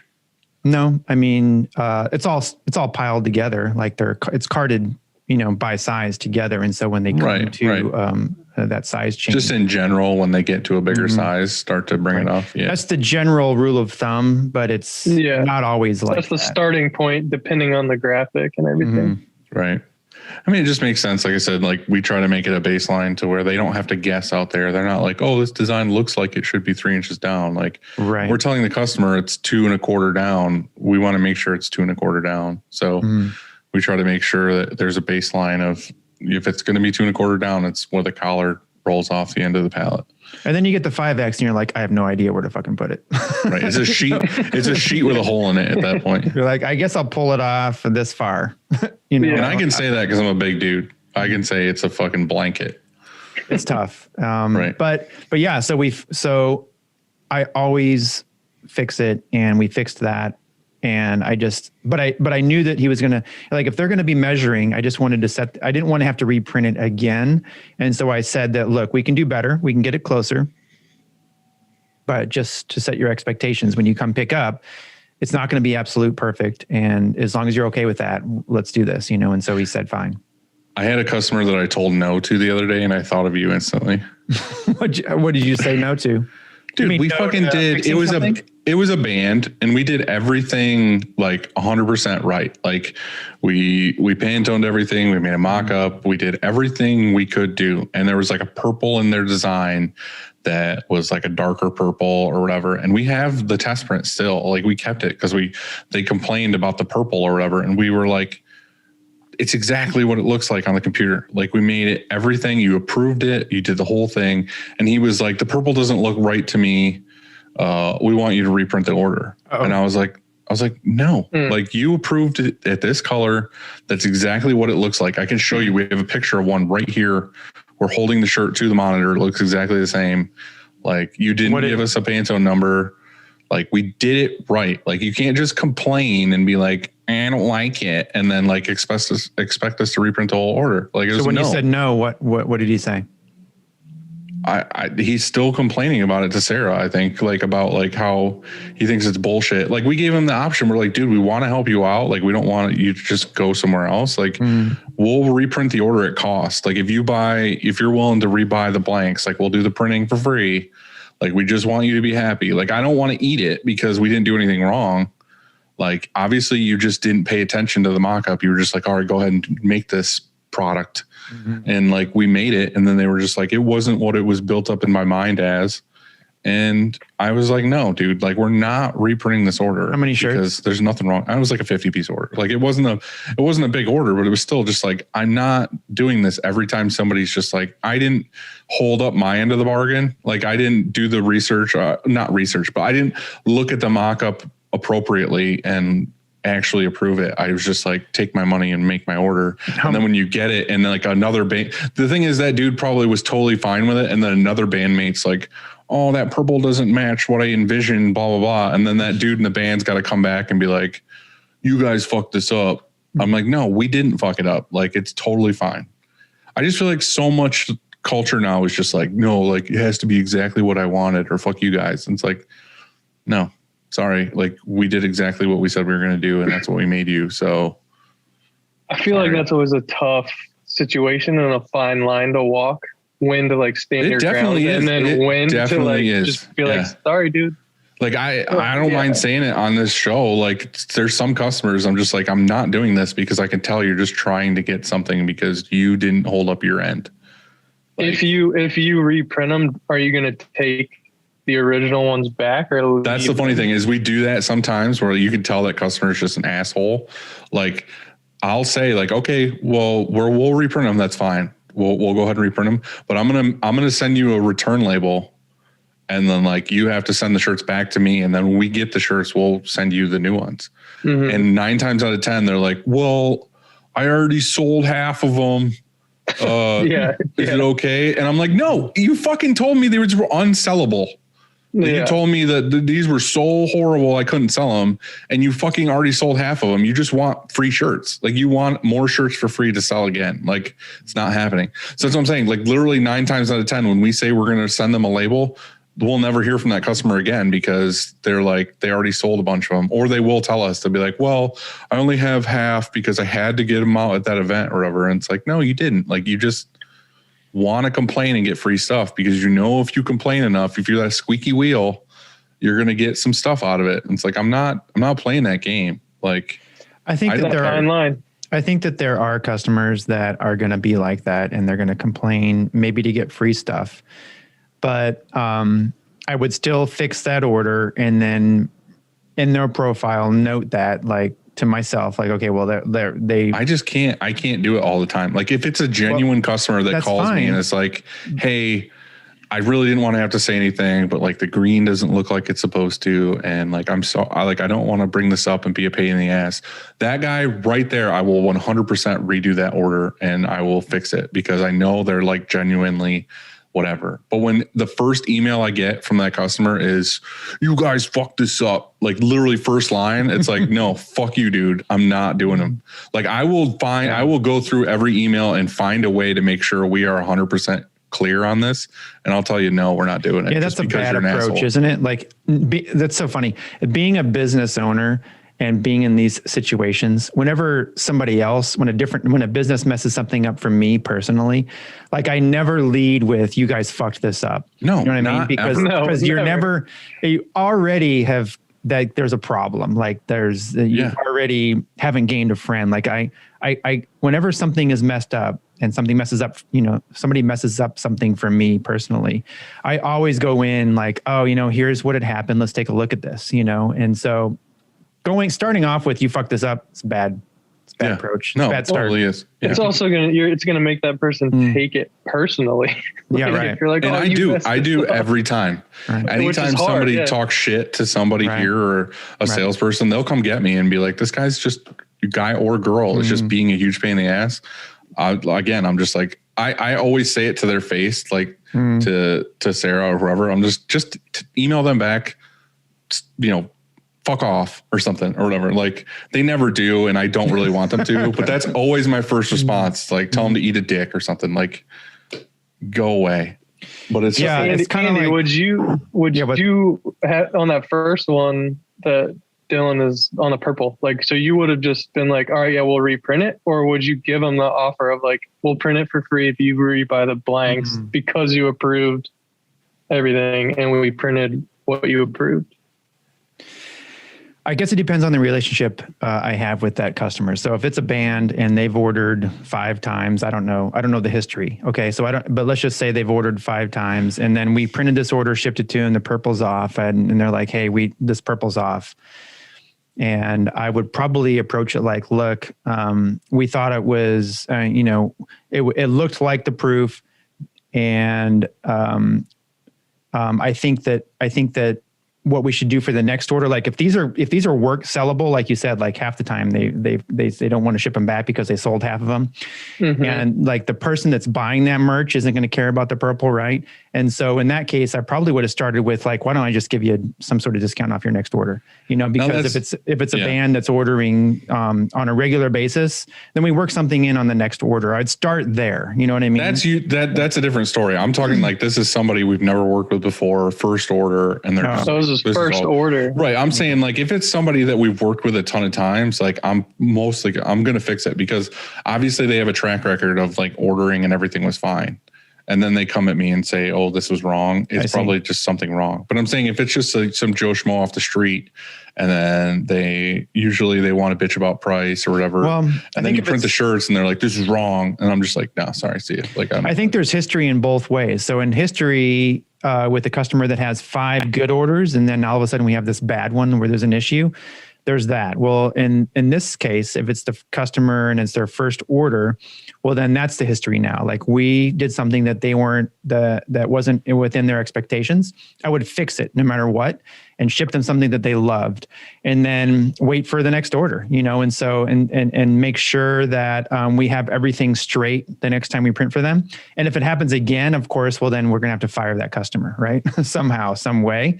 But I would give them the benefit of the doubt that like they didn't understand how this whole thing works, and so maybe they are taking advantage of us and screwing us over.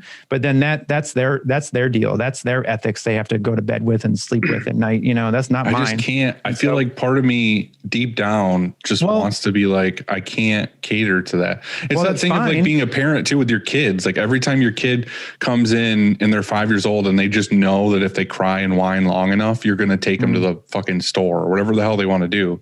It's the same thing with a customer to me. It's like, I know they're talking a certain way and doing things a certain way because they know that you're a business and that you don't want your name tarnished and all sorts of stuff. Maybe. They know that if they keep bitching, they're going to get what they want. And it's like, part of me is just like, I want to like be like, no, that's not happening here. Like, I'm not that guy you can come do that to. But like I said, I say this now, but I am a fucking pushover. And like most of the times I'm like, all right, let's do what we can to make them happy. But like, it's like I said, if it's that customer that immediately comes at me like, well, fuck you guys, you're better. I thought you were better than this or something. I'm just be like, all right, nope, see ya. Like, I think that they get one. And so that's their history that we're building a relationship and they get one, like they get one where we're going to fix it. and no matter what, no questions asked. And then that's their one. And if it happens on their next order, or let's say the third order or something like that, then you're right. Then you have to put your foot down, or maybe you have to do something differently. But that's how we do it here. And I'm not saying that we do it that's the right way or the only way or the best way or anything, but that's what I've always done. What about you? So what would you do, Quint? What would you do if that happened? If it was a first time customer? I mean, I don't think there's a wrong or right. Be honest. Necessarily, but I would probably start with like, all right, well, you approved it. You know, we printed the same color or that you wanted. Is there anything we can do? Like offer the discount for the next one, or we'll reprint them, but you cover the blank costs. You know, I'd start with that and see what we could agree on. But I don't know. I feel like that's a totally reasonable thing. Like, what other company can you go to where like you messed something up? Like you gave them specifics and then the company printed it to your specifics and then you got it and you were unhappy with what decisions you made. Like what other companies can be like, I'll redo it at our cost. You know what I mean? Like, yeah, that's a huge thing. That's like a huge help that you would never get from anywhere else. I'm saying we do that, but I'm just saying like, other than screen printing, what other company are you going to where it's just like, they're like, oh, let me eat what I could, make on this deal. And this may be to help you. So maybe this is a broken record, but I'll use the metaphor as a restaurant again. And I remember we were on vacation and this happened. So the table next to us were these four girls. And they had ordered it was brunch, and it was JoJo and I, and we were eating, and they had ordered their brunch, and they brought out for like all four. They got the same thing. They got avocado toast, and when they brought it out, which is really good, right? But they got avocado toast, and they brought it out, and one of the girls was like, "Oh my gosh, there's onion on here." And I knew that there was onion on there because I saw it on the menu. There wasn't a whole lot. Did you read the menu? I read the menu and it said, "Hey guys, here's our avocado toast and here's the ingredients." Hey guys, we put onions in our avocado toast. It says it right there. But she's like, "Oh my gosh, there's onions on here. That's disgusting. I don't want it on here." And you know what they did? Did they say, "Well, you saw the proof. You saw the menu. Too fucking bad. They should have. Like, eat it. Like, just eat it." You should have fucking force fed it to her.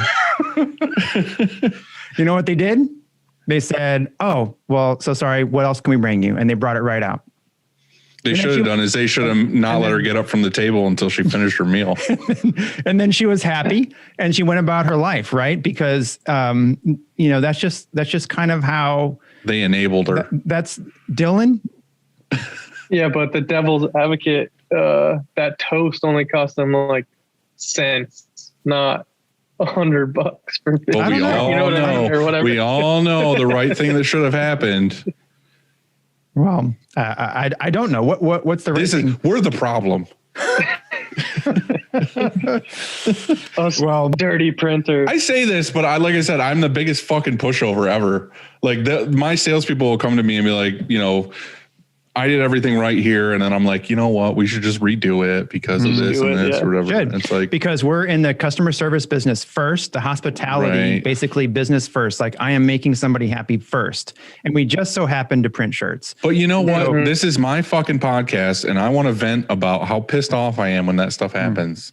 I think it's our podcast and I want to vent that I fix shit when it goes wrong, or even if it's not wrong, I fix it. And I think it's fine. I think I'm not saying that my way's better and my way's right. Yes, you are. I'm just saying that. Do you keep track of all that cost you eat? I should. When you replace those. So I have it on. I'll grab the sheet. He's got to go get it with the forklift because it's so big. I hope I hear beeping.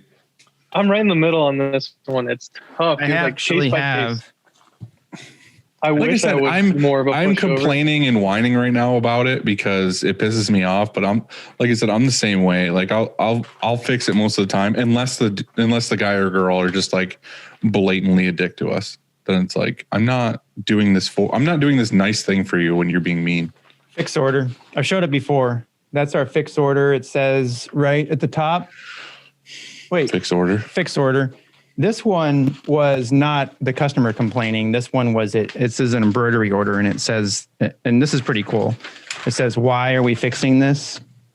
Mm-hmm. You read that? Why are we fixing this? And it says it bird nested. I think. Can you read that at all? No. Yeah. So it bird nested on our embroidery machine.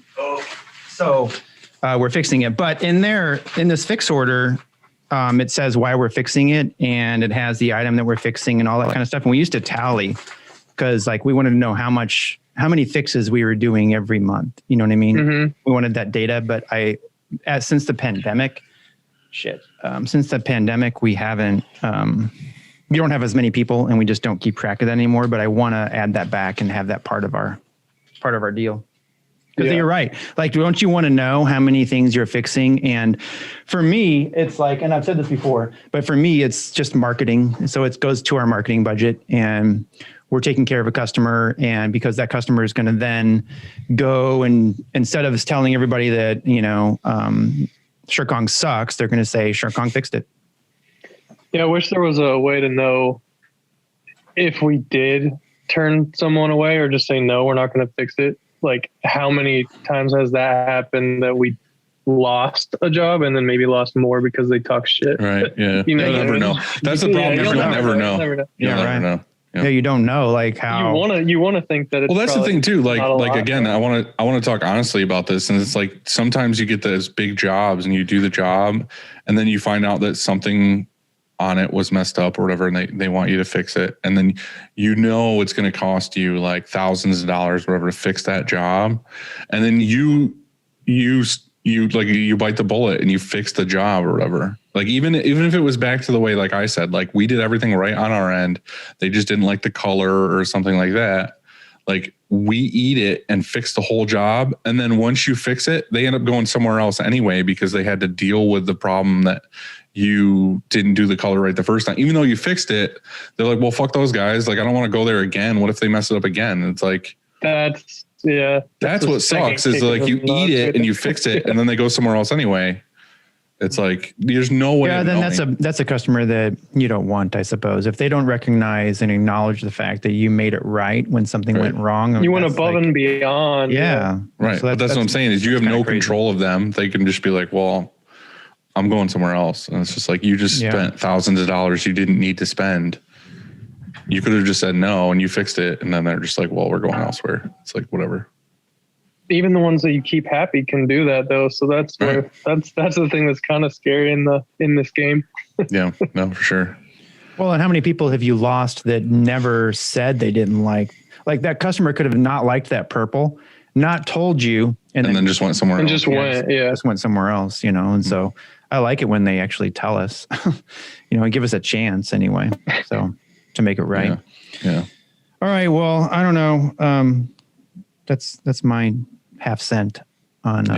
I'm sorry. I'm sorry to everybody that we went so long on that topic, but I feel like it was a good venting moment for all of us. I think that we talk a lot about, screen printing and we geek out on that kind of stuff. And that's important. Like, earlier we talked about ink or whatever, but when it comes to running a business, it doesn't matter. Like, you could be the best screen printer on fucking earth.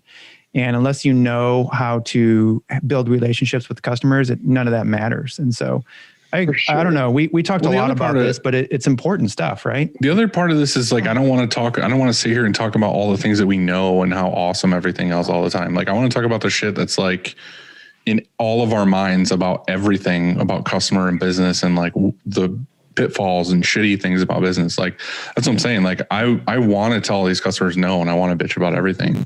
But like in reality, it's like, you look at it as like your business and like your fucking star rating and like everything else. Like, you don't want to tarnish any of that. So you're just like, fuck it, eat your pride and fix it.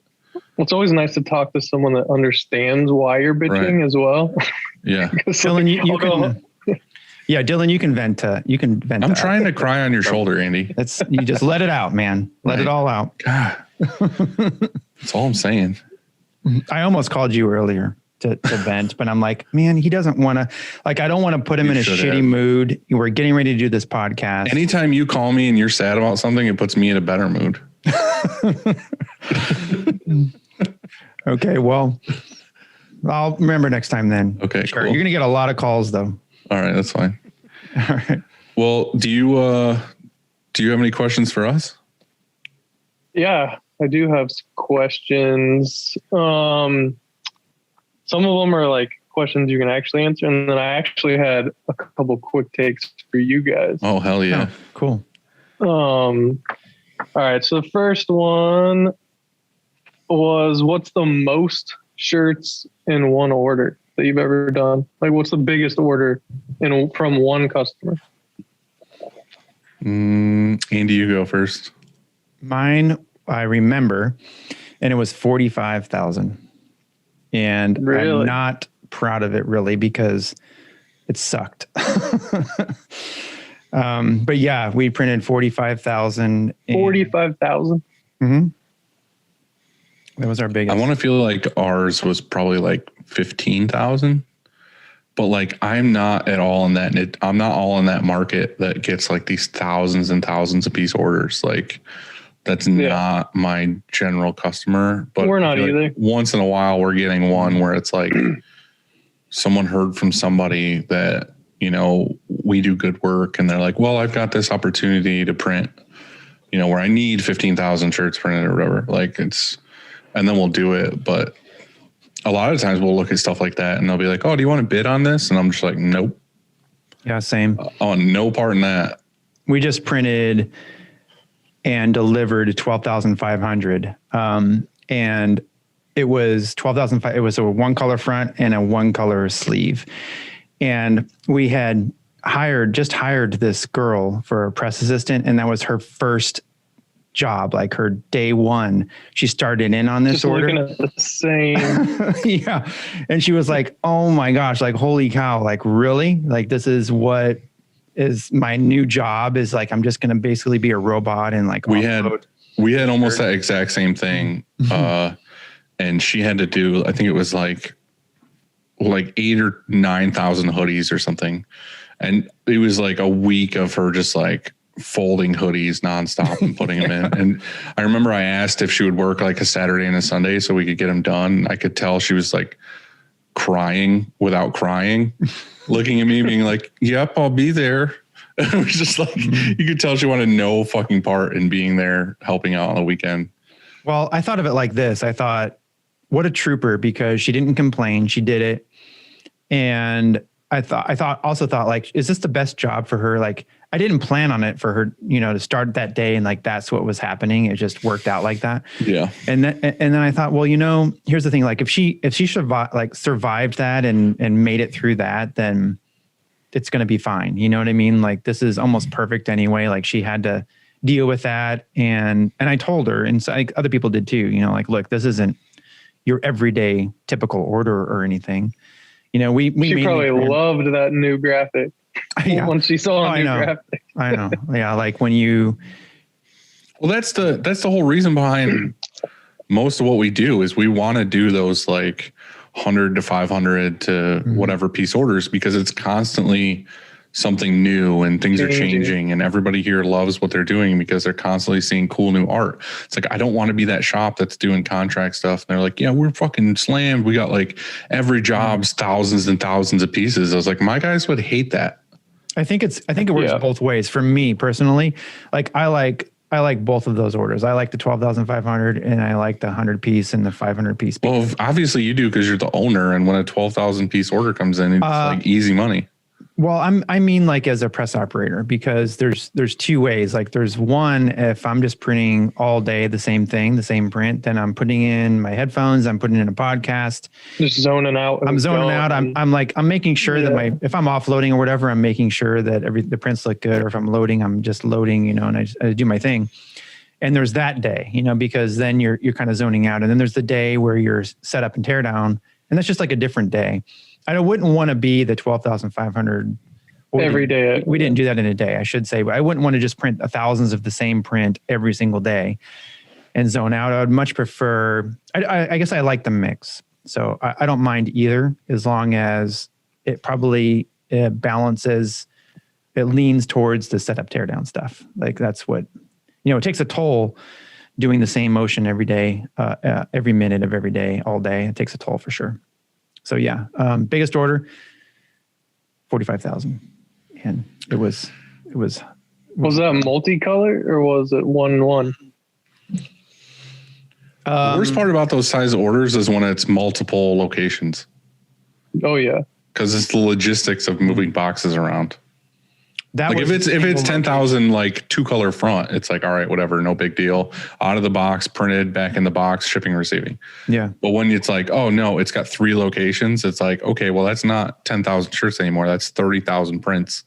Mm-hmm. And you have to print, take it through the dryer, refold it, repackage it, put it somewhere where you can move it again and do it all over 3 times. Yeah. The hardest part of that order was that it was when we were smaller, we were like half of the square footage. And just getting all of those fucking shirts in here and then dealing with that for like weeks, you know, it was hell. Yeah, like 40 pallets. it was stupid. A lot. Yeah, but that's, you know, it's just not often. And I think I did it because I want to say it was in a January or February situation. It was like perfect timing, you know, so it didn't like clog up the whole system. Mm-hmm. You know, nice. The other part of that is like when we had the discussion a little while ago about doing the hot market stuff. It's like you do those jobs once in a while to like, you know, like shake things up or do something new or an experience of printing that many shirts. So I feel like everybody should take a huge job once in a while just to appreciate what it is you do normally. Mm-hmm. Sweet. How about you? Did you answer? Did you say what your biggest job was? I didn't know. Ours was 8,000. How did you like it? He did it all in the manual with a heat gun. No, thank God. I mean, I liked it. It was fine, but you know, I don't want to do that every day.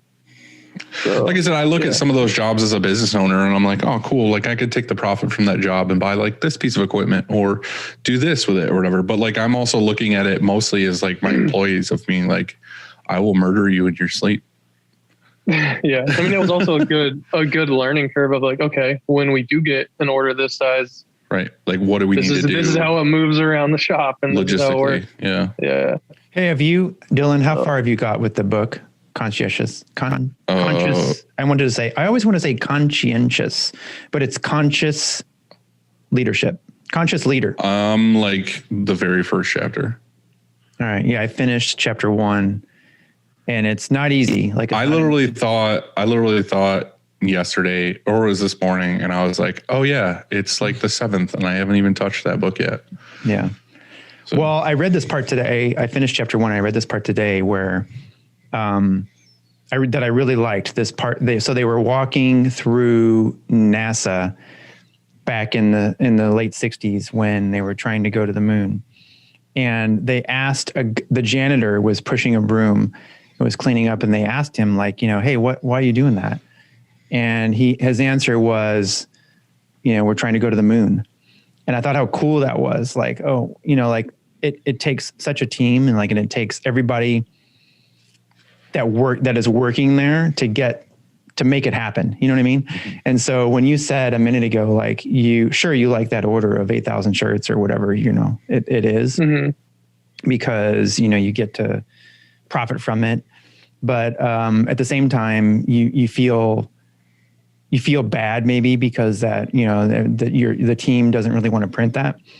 But I think that it kind of ties into that. And I really like that you said that because you care, you know, like you care about the whole team, you know, it's not just, right. That's the whole thing about conscious leadership. It's not like just fuck it, you know. Did you just call me a conscious leader? I did. And it's pretty nice, pretty weird. It's like, you're giving me a compliment. You're growing, Dylan, because it didn't, I never know what this feels like. I feel weird right now. I think the priority, a lot of people think the priority of all businesses is to maximize profit. Nope. And it's not true. And even as business owners, like That's not us at all. My day, I can say that right now. when I come in here and I turn on the lights, it's not to maximize profit that day. And so of course you have to make a profit. Of course you have to make money just because you need to be able to turn the lights on, right? Yeah. Of course, that's a given, but it's not the priority. And I think, and I've said this a bunch of times, but anytime we do anything like big here, I consult like my guys. Like I'll talk to them about it. Like if I'm going to do something for on press or Randy, like I'm not going to be that, like I'm not out there all day. I'm not making that decision by myself and being like, I should do this when like he's literally on that fucking press all day long. Like I should ask him how he feels about what I buy or whatever for that press or anything. It's like, he might give me a whole new perspective that I didn't even expect. And it's like, we had a job a little while ago where we got asked to do some big job or whatever. And I asked Chris about it and he's like, well, did you think about like logistics of like me counting that in or, you know, and I think that, it was that hot market job we were talking about. And he's like, well, yeah, you can make this money, but he's like, we're going to need X amount of people for like folding and putting stickers on and all this other stuff. And he's like, we're going to need this. And then, did you also think about how it's going to happen on Sunday night? And then what are we doing about Monday? What are we doing about Tuesday? Right. And it's like all this shit. Like I didn't think about, I was just like, we're going to print for the bills. And I'm like, I'm the owner and that'd be cool. And doing the math. And I'm like, we'll make this much money and all this other stuff. And then I go mention to Chris and it was just like, yeah, but did you think about A, B, C, D all the way to F? And it's just like, no. Well, yeah, you make a good point. And then I was just like, all right, well, let's turn it down. Like, it doesn't make sense for us to do. So let's not do it. And I was right there with you. I turned it down too, but then I said yes the week later. and you continually give me shit about it. Yep. All right. So any other questions for us? You only gave us one. Yeah, that was the first. The least favorite trend in printing right now. Right now? Least favorite trend in printing. Or I guess just like... There's been so many. Yeah. My least favorite trend that's ever happened while I've been in printing is foil. Foil was massive like 10 years ago. I feel like it's starting to come back and I want no part in it. I think it depends on the graphic for me. Yeah. When we first started, it was everything, no matter what the design was oversized, like max oversized. Ooh. Every customer was like, it has to be as big as you can humanly make it on the shirt. And then it was foil, and then it was pocket prints and long sleeves. Everything was a long sleeve print. Well, long sleeves are always hit and miss, always up and down, popular and not popular. Andy? Current trend or just any past trend? It can be either. I would say then my least favorite past trend was probably printing on a hood. Because like, fuck that. There's no easy, quick way to do it. There was one where we were still doing bands where almost every band, it could be like the toughest, meanest hardcore band. Everything had a floral print on it. Like it would be like their logo or whatever. And inside the logo, everything was just like a floral pattern. And it was like, I felt like we were doing that for months. It was just like sim process floral prints like every day. Like, I don't hate those, but I'm just saying like, those are trends. It was just like, why is this happening? Yeah. Yeah. Now I feel like a lot of things are puff prints. Like everybody's asking for puff. That's a lot of puff is big. That's true. We got quite a few. I got a 500 puff to do this week or next week. Yeah. We've got it down pretty good. Like as far as belt, we slow our belt down and all this stuff, you know, we've got it down pretty good, but still it's, I don't know why it always seems a little tricky. Mm-hmm. No, you want to make sure you're not getting like the peaks and valleys and stuff. Yeah. I have a question for you. Do you underbase your puff? I never have. I ask because I've heard that's the best way to do it, to guarantee it not to do the peaks and valleys. Yeah, because so it'll pucker on you on t-shirts, let's say, right? On fleece, it doesn't matter, but on like a thin, like a Bella canvas, let's say a 3001 ZVC. Yeah, there'll be like flat parts. And so you're supposed to underbase it, but when you underbase it, then you're putting, and then you print puff on top, you're putting less down. Like if you just print puff, you know what I mean? It goes into the fiber a little and you always get more. And so it puffs more. And so when you underbase it, it puffs less. And so we've been experimenting with that, trying to get it right. And we've found that we don't underbase it as much anymore, but still Whew, yeah, you're right. So Yeah. that is a huge trend, puff. I don't know. I always just tell the customer, like, show me the graphic first, and then I'll tell you if it's going to work good or not. Because I feel like there's straight lines don't always turn out great. It's one of those where I issue. feel like Bella Canvas has a good video on YouTube talking about it, like the kind of graphics you should use for puff. They have a pretty cool series. I don't know if anybody's watched it about like printing new trends and stuff. Yeah. Yeah, they have one that's on puff, and they basically are like, yeah, you should try to do just like big bold prints with puff, not like thin lines or stuff like that. I feel like we don't really do well. much puff. It's just one of those things where I feel like it's here and it's going to be gone soon. So yeah, my least favorite is the beach wear, like huge, like sleeve to sleeve. Do you have the palette for that? No, anyone that's ever asked us, I'm like, no, we don't do that. Yeah, but I just don't like that trend at all. We vinyl it, so we decided. Oh, really? That, like there's the only way to make it really happen, and it's kind of gone away for us anyway. We don't get that much of that stuff, but I think it started with resort wear. Like I feel like if you were in like North Carolina, South Carolina, or whatever, where it's like people want like Outer Banks shirts or whatever. Yeah. Myrtle Beach. I mean, there's a store every block that's like got that stuff in it. Every single one. Yeah. I'm nowhere near any of that. So nobody wants to buy that from me. But it trended through like I noticed it trended through the high schools a little, and they wanted that. And so we set up a special program for that kind of stuff. And we we ended up vinyling it. Gotcha. Do you send out your price charts to customers if you have one? No. Or do you just quote individually? Yep. Yeah, I'm not necessarily guarding our pricing because our competition can call here and get a quote, and they've got it. Yeah. But and all you really have to do is get a quote for a few different things, and you kind of see where we land. But we never send a PDF, for example, of our pricing, and our pricing isn't on our website or anything like that. That's another like not really a trend, but like I remember back when, I don't know, 6-7 years ago, until like when we started, almost every print shop had a pricing chart on their website.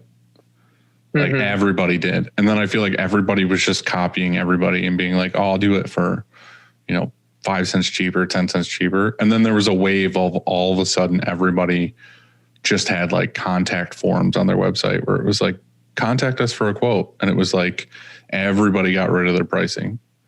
Yeah. I'm with Andy. Like, I'm not going to guard it. I don't care. It's easier for us now that I realized, like back then, customers used to look at your chart and they're like, I already did the perfect math. This is exactly what I'm being charged. Correct. Like, all right. And you're like, no, like there's this fee or shipping or whatever. And I feel like it was more of a hassle. Now it's just like, tell me what you want. They're like, okay, I want 100, 4-color front, 2-color back or whatever. And we just quote it and give it to them. Like, it's so much easier to do that. I was just curious because we were for a while, and like, even when you did, customers didn't, they still were like, well, can I get a quote for this? And you're like, well, you can do the math, but you know what I mean? Like, they wanted us to do it. It was like I told Andy that I had that story when we did that podcast with Amy, where I was like, we would have customers be like, I want those second location shirts. Yeah. Oh yeah. And it's like, oh yeah, the fuck? Right. That's not a thing. Next one. I think I already know the answer to this, but tag prints. You guys you print transfers? We do both. Press them on, or do you screen print them in? You do both? Yeah. Do you have an opinion on either? I personally think the best quality print you can get is a transfer. You can get way better detail, finer detail in all the tiny text, everything in a transfer. It's just more labor intensive to do transfers because you're printing them, cutting them, heat pressing them, all that stuff. So generally what we do is if it's an order that's like 100-ish or less of that design or whatever, we're going to screen print transfers and have them pressed. But if somebody comes to us and it's like, I need, 1,000 shirts with tags, we're going to put them on the rapid tag and print them. But we also have, and this is, I don't know, like a shop hack or tip or whatever. It's not really, but it just makes sense to do, is have like a pre-made template of like 5 or 6 different tag layouts that have where all you got to really do is drag and drop in like their logo and their info. But it's all the perfect widths of text and everything to where when you do print it, it all comes out good. And it's not like something like so many people give you tag designs where they use like Times New Roman or something where like it's so thin, it's not going to come out. It's not going to print. Yeah. We went through and made sure everything would come out. And then, like I said, if they want to go off of that form, like off of those 6 tag prints, it's kind of on them to say, hey, disclaimer, you might not be able to read the text that you put on here. But if you choose one of our like 6 approved ones, then you should be totally fine.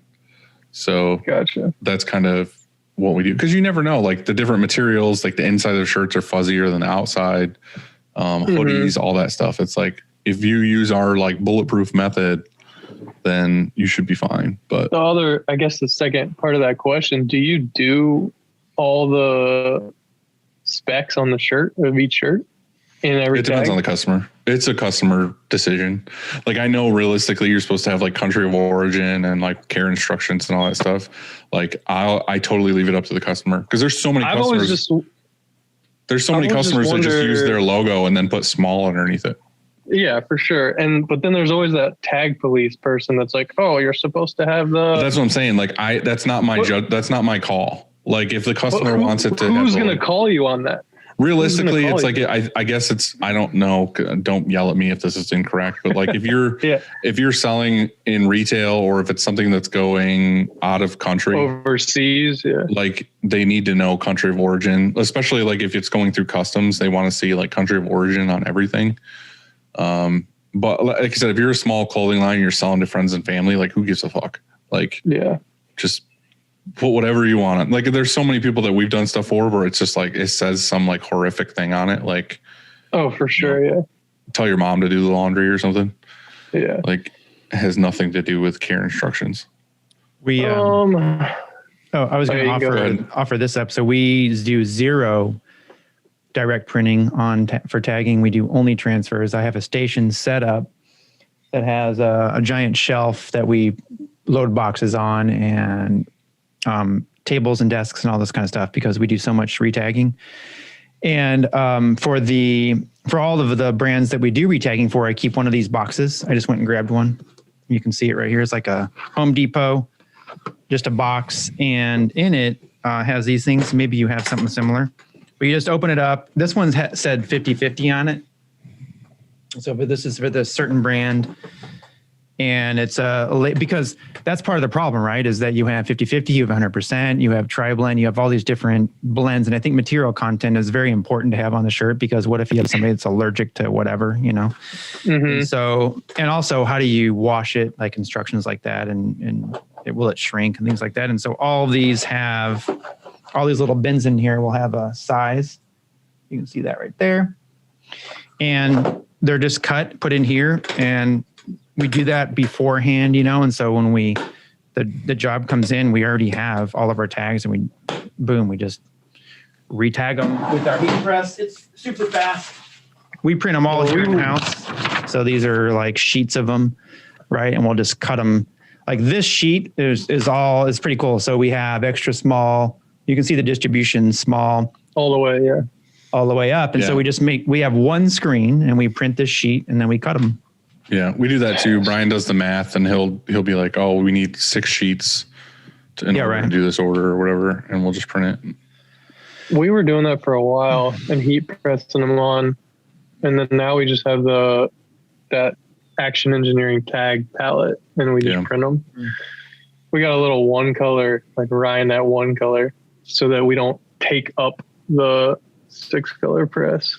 Yeah, I think that, like Dylan said, T-shirts, it comes pretty close as far as how clean it looks, but on fleece, like you don't have a chance. Fleece, no matter what the size the order is for fleece, we're using transfers. We're not definitely really. But there is also a big difference between doing, that I've noticed is if you're screen printing tags in a shirt, if you're doing them manually versus doing them on the auto. Like on the rapid tag, I get so much better like detail without bleeding through the shirt than I would if I was doing a manually. Like there's some shirts where I'm just like trying so lightly to print manually to get it to not bleed through or whatever. And I'm just like, oh, it sucks.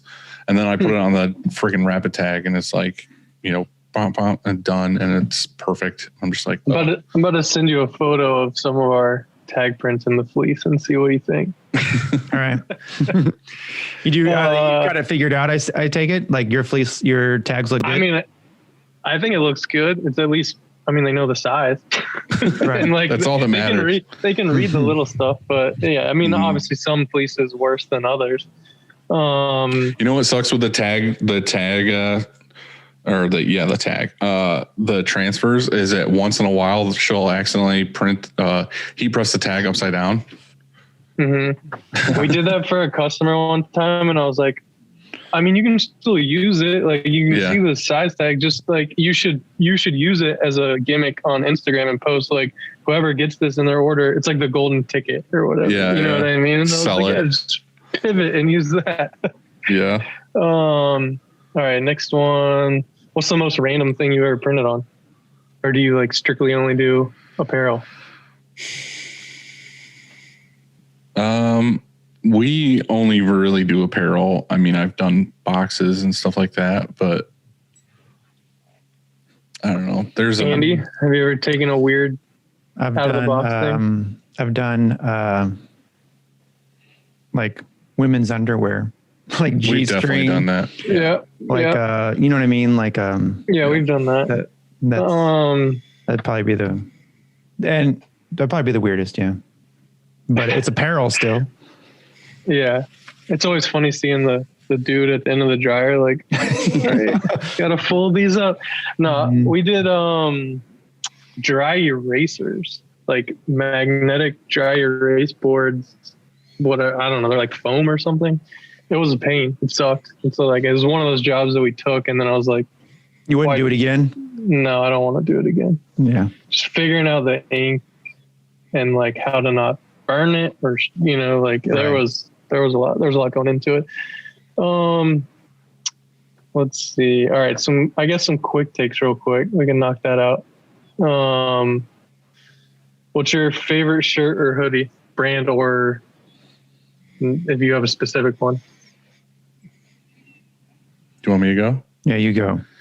My favorite shirt is, well, I found out the other day that it's not around anymore apparently, but it was the ELO 6200. TSC bought it, like they bought the ELO brand or whatever it is. But it fits me the best. And I bought like a shitload of them and I just wear them like every day, like a cartoon character. That's what I have on right now. And like, I just found out that they're, I guess, going away or being absorbed by Tall-Tex. So now it's like the Tall-Tex, like, I don't know, 571 or something it is. But they said in there like, oh, if you order these, a lot of them are still going to have the ELO tags. So I'm hoping it's like the exact same cut, fit, everything. It's just now under like the Tall-Tex name.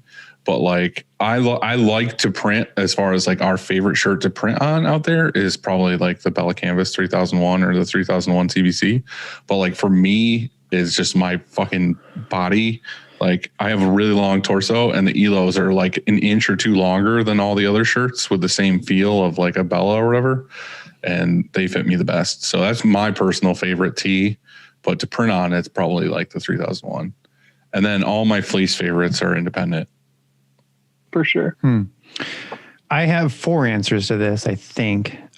First, number 1 favorite shirt would be a shirt I got at a Nine Inch Nails concert that I don't wear anymore. And it's in a bin that it's in a protective case so it lasts forever. Number 2 would probably be a shirt I have with Britney Spears' face on it. And I got it at Target, I think. And that shirt I get lots of comments on. And it's really comfortable. How did you not have a boy band name? I know, right? And then my 3rd favorite shirt is I got at a Guns N' Roses concert when they came back through, like just on their reunion tour or whatever, like a few years ago. And it was crazy. Like when we went to that show, it was in at the I don't know, where the Rams used to play here in St. Louis. And it was packed, like sold out, nuts. And I went to the merch. There was merch booths everywhere, but literally people were spending like $1,000 at this, like in front of me. You know, like it was insane how much merch they were selling on this Guns N' Roses tour. And I have that shirt. I don't wear it. It's in my bin. And I know that you were asking probably for my favorite shirt that I wear now, like that feels good or hoodie. And I wasn't thinking printed shirt that I own. I was thinking. I know, but when you were telling your story, I thought about printed shirts I own because those are my favorite shirts. But as far as shirt I like, I generally go with the tri-blend from Bella Canvas 3413. Yeah, I love that shirt. And I buy it a size too big for myself. And so that you can fits great. A little bit baggy. Gotcha. Right, but you're getting swole now with the trainer, so you're gonna fill that shirt out pretty soon. I mean, between my trainer and melted butter, it's like I'm gonna probably have to size up one more time. Right. So what's your least favorite then? Least favorite shirt? Mm-hmm. It can be to print on or just in general quality or whatever. Print on would probably be a burnout because it gets ink all over the palette. Yeah. That's a good answer. or like sometimes you'll get the mesh, you know, like every once in a while we'll get a mesh, an order will come through. Like you said, like it'll be t-shirts and then they'll throw some sort of mesh in and we'll have to print on that and it goes to the palette. I hate that. Gotcha. Yeah. What's your least favorite print? Like, I guess that could be color or discharge or water base or least favorite print size, I guess, or one you've done. I don't know. Triple hit, single hit, double hit. I don't know. I think anything or anything that's like really. Well, definitely, I'm going to say sleeve print straight up. We definitely do a lot of sleeves, but it's not our favorite. But I feel like just designs that are like have way too many colors in them for no reason, and they're all spot colors, and they all touch, and you end up having to flash a shitload of times. Yeah, have you ever loaded up like an 8 color, and then one of the colors is like the smallest dot. It's like an eyeball. You're like, oh my God. And it's ruined and it's making you go around twice or something for no reason. And you're just like, motherfucker, you know, you just wish that screen wasn't there and you just question all things. You're like, why is this? How did it get to this point? Like, how is it like, who made this mistake that we're printing this tiny little gray on the shirt that nobody will ever know?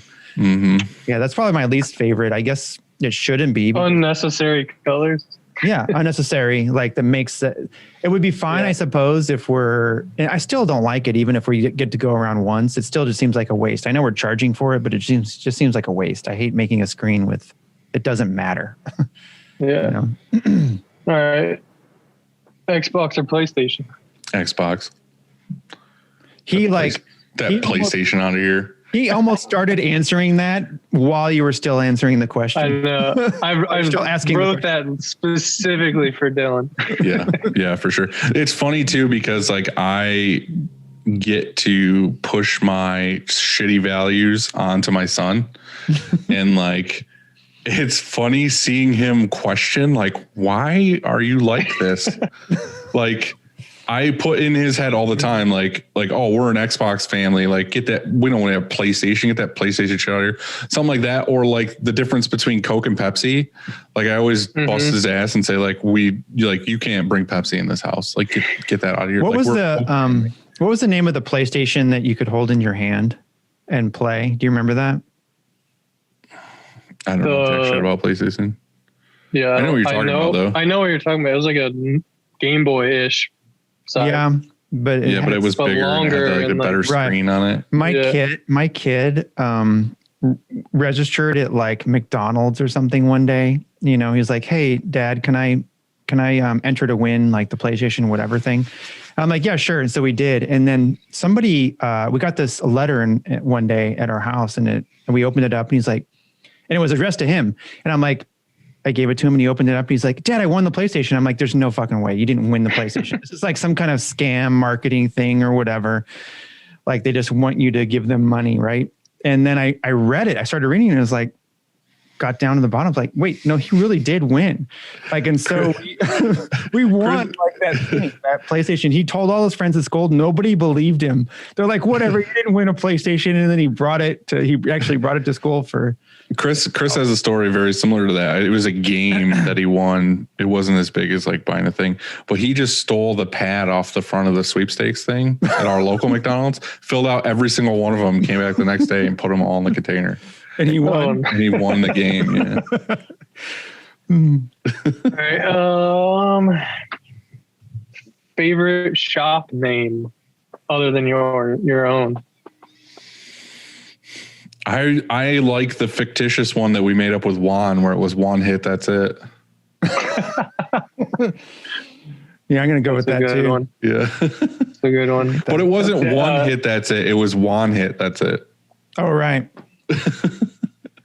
I think my favorite is our buddies down in Charlotte is Ink Floyd. It's pretty good. That's good. It's a good one. They're cool dudes. They helped us out a lot in the beginning.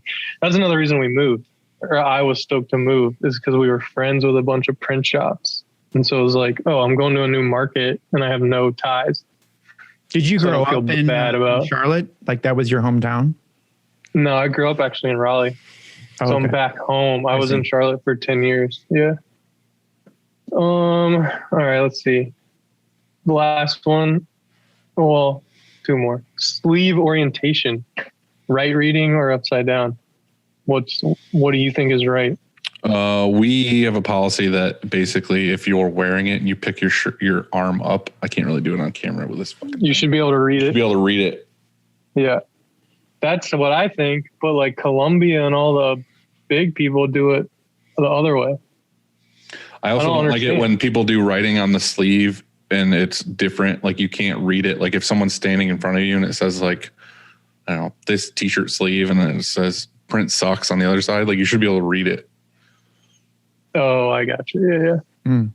I don't know. I feel like there's standards online you could probably look at. And I think we looked it up once a long time ago. And that's what it said was that like, if you hold your arm out, you should be able to read it.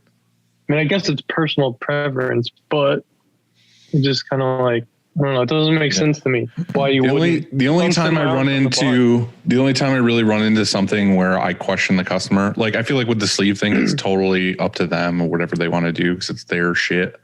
The only time I question a customer and I like kind of stop them and I say, this is wrong. This is not the right way to do it is with flags.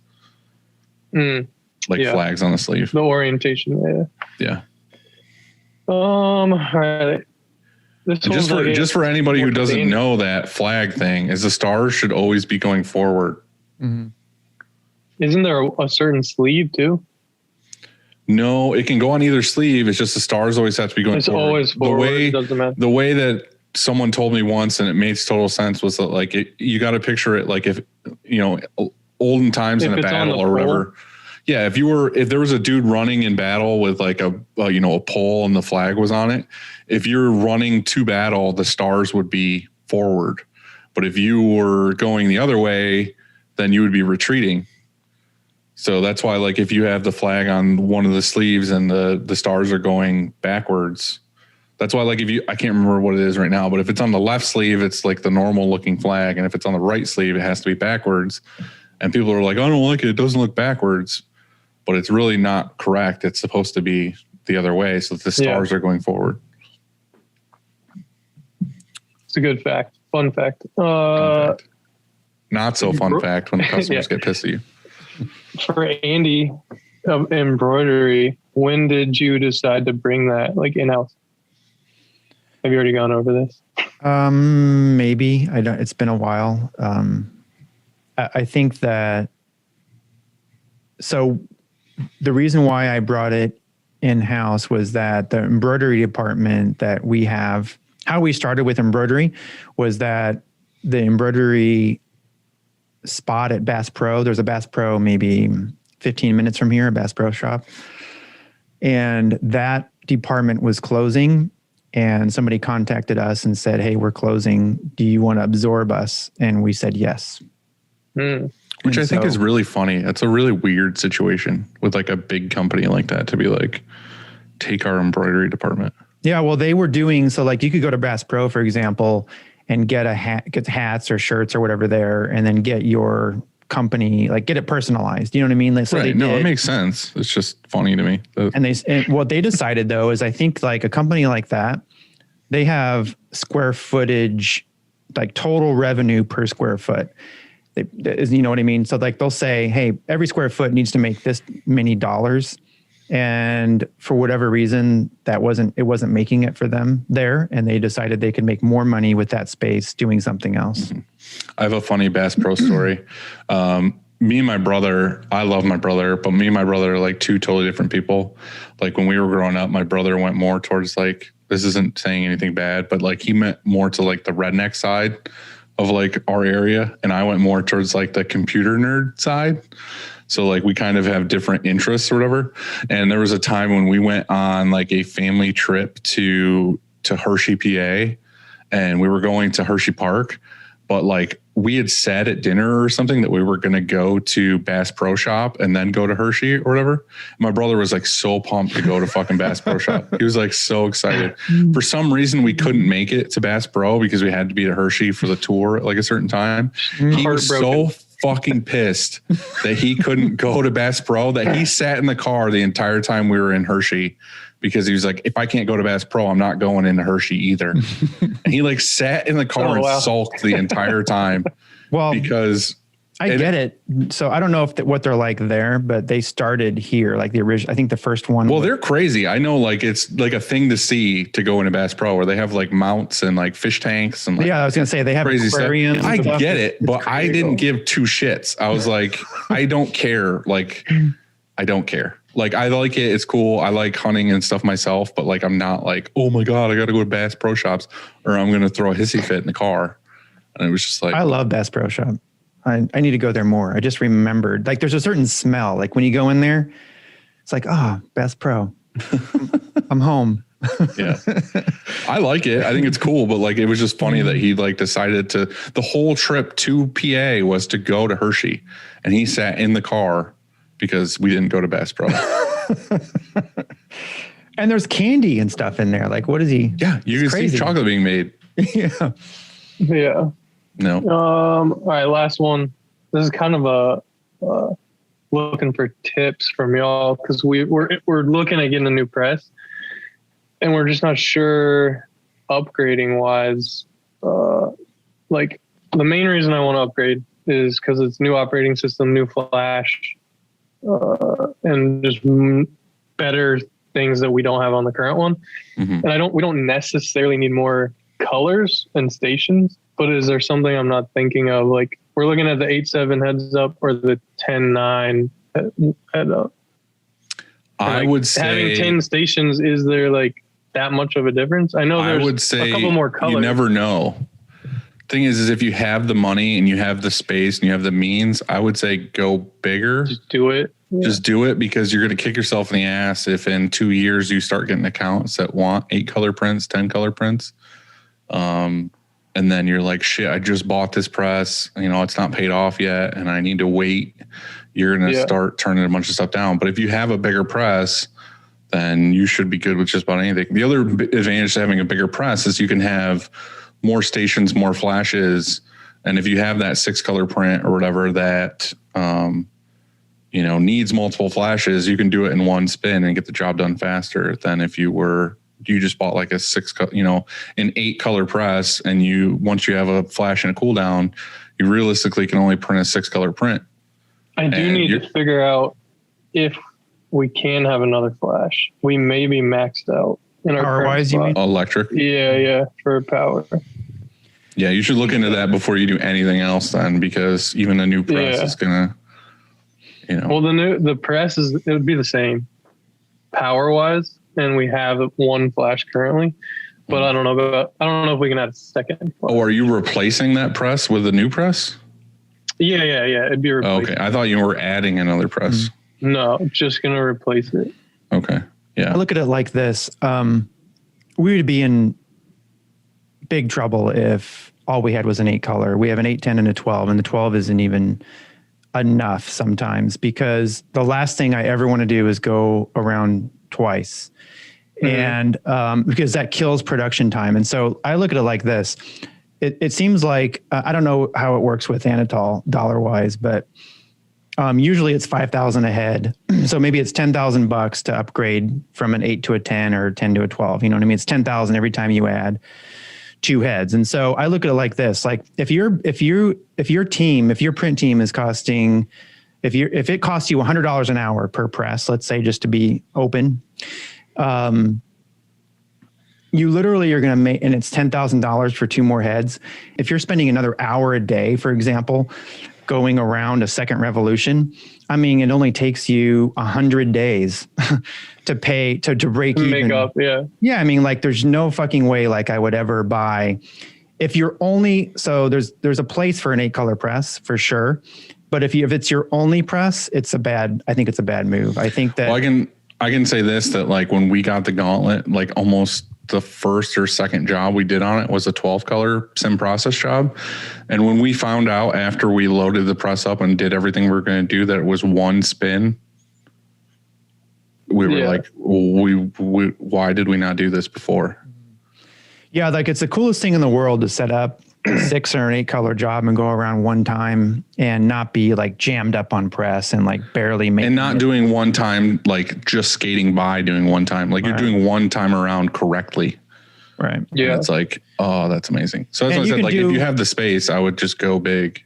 What I would say is that, my God, I mean, like for sure, no doubter, if you're going to buy a new press, I would just get a 10 color, because if it's your only press, if it's an additional press, I have that answer that if you have one press, get as many colors as you can, but there's nothing wrong with buying an 8 color press if you already have like a 12 color, because of course you can just print 1 and 2 colors on that thing all day long, Yeah. And so if it's your only press, spend the $1,000 if you've got the space, and you'll get those jobs where it'll just make sense, Yeah. Yeah, we have this. I mean, it'll be a little tighter. It's only like 16 inches more diameter wise. So I think we can fit it fine. But I don't know. I was just trying to wrap my head around it. It just sucks. Like I said, it's a kick. It's a kick in the dick when you buy something and you spend, thousands and thousands of dollars on it, and you find out a year later that, oh man, I really wish I got like 4 more colors on this thing. Yeah. I mean, I'm glad we did it when we did. And like the last 3 years, it's been killer, but it would be nice to have the bigger one. Yeah. It's super awesome though, when I have the Cobra and it's a 12 color and it's fast as shit, and we go over there and we put a 1 color print on it. I'm like, well, like it's what it is. We do it all the time, because we'll have on all 3 presses, for example, maybe we're running like 1 and 2 colors all day just because that's what's through the shop, but it's fine. Like that's just what's in, that's the work, but it's also killer when we do get a 7 color and an 8 color, and we have, we don't have to squeeze that you on. You can do it easy. Yeah. Yeah. All right. Sweet. Mm-hmm. Shop hacks? Yeah, I'm good for me. Oh, you have a couple shop hacks for us? I'll see. Nothing. I don't care what you say. It's going to be hard to live up to Justin. Oh, dude. Justin gave us like 2 pages. What are we, 40 episodes in? Like, I feel like I've heard so many. I'm like, shit. Well, dude. the one that comes out tomorrow with Justin Lawrence, like he had like 2 pages, and he was just like, really? He had, Did you know this one? Did you know this one? He had though, everybody at his shop email him a shop hack. Yeah. So like he took the best ones, like it was smart. Yeah. Like he's like, hey guys, so we're going to bring it like with the shop hacks. And so I think he had a collaborative effort of 40 people or something like that. See, mine, yeah, I don't know. I came up with what I could. But my first one was more of just not really a hack. Just like it's under promise, over deliver, just a saying. Yeah. That's a good one. I mean, it definitely is. Yeah, that's kind of like, I don't know. We have a shirt that says that on it in our brand, but some of them aren't going to apply to y'all because you don't even really do manual stuff. But for like squeegee organization, we use a old like I saw that the cube shelf thing. I saw that too. Yeah, and you can fit 2 in each one. So, and like the reason that happened is 100% accident. My wife was getting rid of it out of her closet, and like anything that she doesn't want at the house anymore, I just bring to the shop, and I'm like, oh, can we use this? And so like it worked out. I mean, it's a good organization. It wipes off really easy because it's like that plasticky wood or whatever. Cleaning like sleeve pallets. We don't ever put pallet tape on the sleeve pallets. I don't know why, we just never have. But if, after like a long hoodie run or whatever, I don't know how everyone else cleans them, but I've always just used the screen opener and like warm it up and then use the lid and just, it scrapes it all off. And then you can scrape it into the lid and you don't have to like touch it or use like a really sticky shirt. I feel like you could do that on pallet tape. Yeah, you probably could. I don't know what the pallet tape would be like after the screen opener all over it though. Yeah, it's pretty harsh. Like gonna be like crazy stuff. Why don't you put pallet tape on your sleeve pallets? I don't know. That's a good question. We just like we have the 16-inch for the big pallets, and like I just never really cut it for it. I don't know. It just feels like a waste unless you do. I mean, I guess you could do it for them. We just don't do a lot of sleeves, I guess, that often. But when we do, I just don't tape them up. I don't know. Hey, I don't care what anybody says. Whatever works for you works. Yeah. Whatever. Oh yeah. Get some business cards, and they also double as ink scrapers.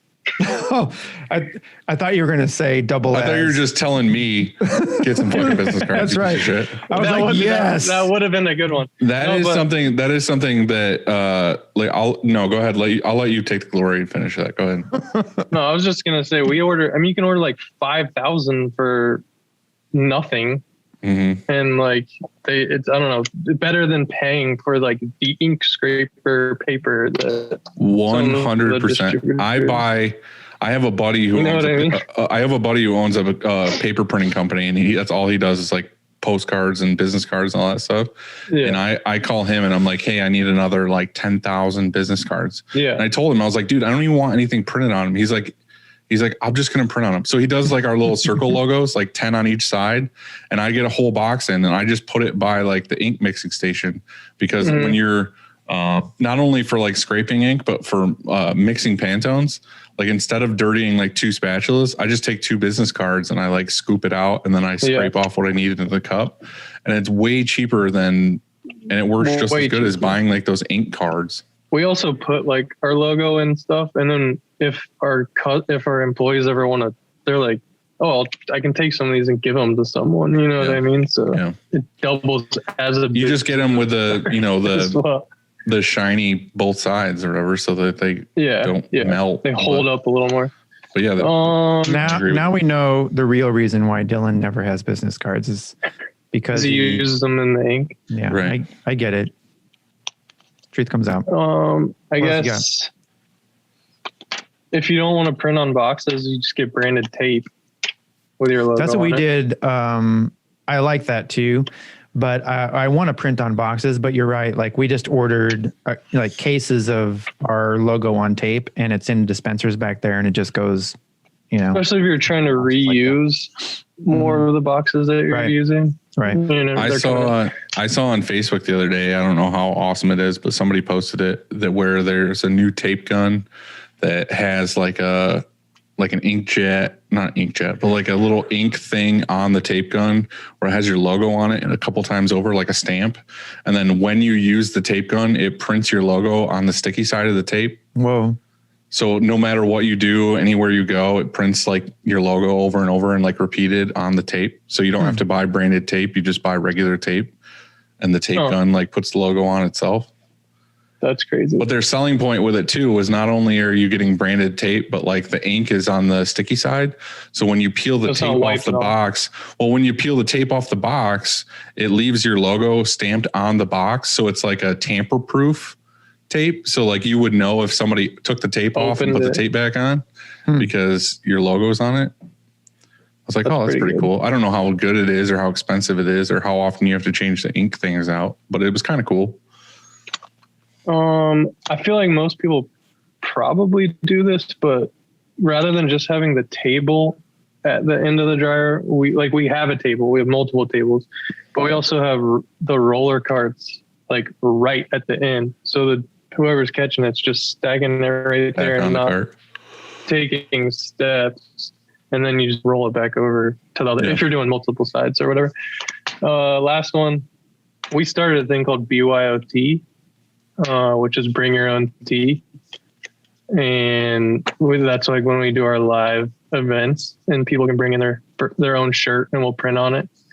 So it's like a good marketing thing. And then we usually partner like with the local brewery. They'll come serve beer. And it's like, we make it an event when we're allowed to do events. I had a long talk with Jared Hennis about that because he used to do that for that free tea day. He does the free tea day completely though. We charge for ours. Like it's $5 if you bring your own tea. He was saying that he had to start putting rules on it because so many people would come up like with a sweaty, stinky shirt they had on and they would take it off and give it to him to print on. And then they'd have to run it through the dryer and it would make the whole room smell like that dude's fucking BO. Yeah. So nice. We've done a couple of BYOTs with our local skate shop and we did like a game of skate and a ping pong tournament. We actually have a ping pong table, Andy. Your last episode was funny. Yeah. It doesn't get used, but like except for when we do events. I love ping pong. Don't get me wrong. No, yeah. But it makes sense. I understand why you wouldn't want to have the way you just said that. It needs to be on a shirt. I love ping pong. Don't get me wrong. But with that skate event, all those kids, they didn't bring their own tees and they didn't want to buy ours. So yeah, they were like, they were taking them off. Right. And some of them were gnarly and it made the shop smell really bad. And then some of them had like leather jackets on that they wanted us to print on. And I was just like, nah, I'm not going to ruin your North Face jacket. Right. Yeah. But yeah, that's it for me on the hacks. I couldn't think of anything else. Let's do some quick takes. Okay. All right. Quick takes. So I gotta pull your text up. Hold on. Yeah, I got 10% on my AirPods. All right, let's power through these. Coffee or tea? Actually do it. Neither. Shut it off. Stop recording. Yeah. Yeah, neither, dude. What's your go-to? What do you drink in the morning? You wake up and you pour yourself a nice glass of Mountain Dew energy drink. I'll drink some water every once in a while. In the morning, I'll get not like an energy drink, but like I guess something like a tea, but it's not a tea, like a Celsius or something. I don't know. It has like energy in it, but it's not like a Monster. I don't know. I've never gotten into coffee or tea. Yeah. I get it. I live on iced tea, so I can't say anything. Yeah. Best recent read or listen? I haven't. Literally, the only book I've read is my buddy's book called Walk With You. It was one that he wrote about he hiked the Appalachian Trail, and he wrote a book about it. I always thought that would be cool to do. Yeah, me too. Yeah. He did the whole thing in 3 months in between those semesters in school. Do it by himself or with people? He did it started with 2, finished with 1, I think. It's pretty crazy. Yeah. I'd be spooked by myself. That'd be it'd be really cool. He did the PCT by himself. Oh, really? Yeah. And he had some issues on that one. Yeah. Next, what advice would you give your 20-year-old self?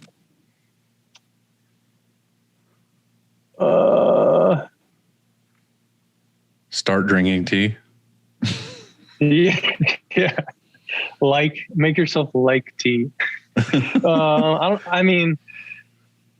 I guess maybe just take a little more risks, when we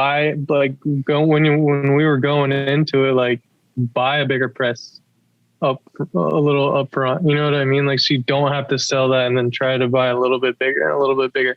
I like the way we did it. Like, we did it reasonable, and we didn't, we bought everything in cash. We made it work, but I don't know. Yeah, maybe take a little more risk earlier. Don't wait so long to jump on it and like make it grow. Yeah, I personally love risk. I think that it forces you. I do. I mean, there's another shirt. That's another shirt. I personally love risk. And I don't fuck off, Dylan. I don't mean like, I didn't say it. I don't mean like high risk. I just mean like, I like risk. I like risking. I like, because he likes the game risk. Yeah, I do. That's a great risk game. Is a good one, and I haven't played it for a really long time. I forgot it even was a thing. But really, I like risk because it forces you out of your comfort zone, and it forces you into something. It seems like it forces you into progress, And so, sure. I don't know. It makes you like getting getting that press, for example, that costs more money and like it's a 10 color or whatever, would make you go get that work or something, instead of just being like, oh, okay, we're cool with this, with whether playing it safe, that is. So I have no problem with risk. So I like that answer. I would actually remind my 20-year-old self to take more risks for sure. Yeah. What's the most North Carolina thing you do? Say y'all. Say I'm not from here either. I'm actually from Oregon, but moved here with my dad in high school. And then that's probably the most Southern thing, or only Southern thing I picked up was y'all. Say y'all. It's not a bad one. I actually say y'all sometimes too, because I get sick of saying, hey, you guys, or something like that. So yeah, it's just easy. I like y'all. I mean, it just makes sense. I remember I was in last year. I was in Arizona, and we were hiking. We were in Sedona, and we were going up to the Cathedral Pass. It was like this crazy long hike, but once you get to the top, it's like amazingly beautiful. And we got to the top, and we started talking to this other couple. And I was like, "Where are y'all from?" And I just said it like that. I don't even know why. And so they said where they were from, and then they asked where we were from, and I said Missouri, and they're like, "Oh, that makes sense. You said y'all," and I'm like, "Really? Because really, we really don't say y'all here that much." But yeah, I don't know why. I just said it that day. But I like y'all. All right, what would you say is the best lesson running a print shop has taught you? Patience and troubleshooting. Somebody else just said patience, because that's true. It does teach you patience, and also troubleshooting, like a problem-solving skills, right? Our first employee had no screen printing experience at all. And like, he came in the other day and was like, this job's pretty much just troubleshooting, like figuring out how Seriously, to though. figure out. Yeah. Seriously. And I was like, yeah, it's a good one. Do you have any irrational fears? Or rational fears? What are you afraid of? I mean, I don't like spiders, but I'm not. We always have discussions terrified about spiders here at work, because Brian fucking hates spiders.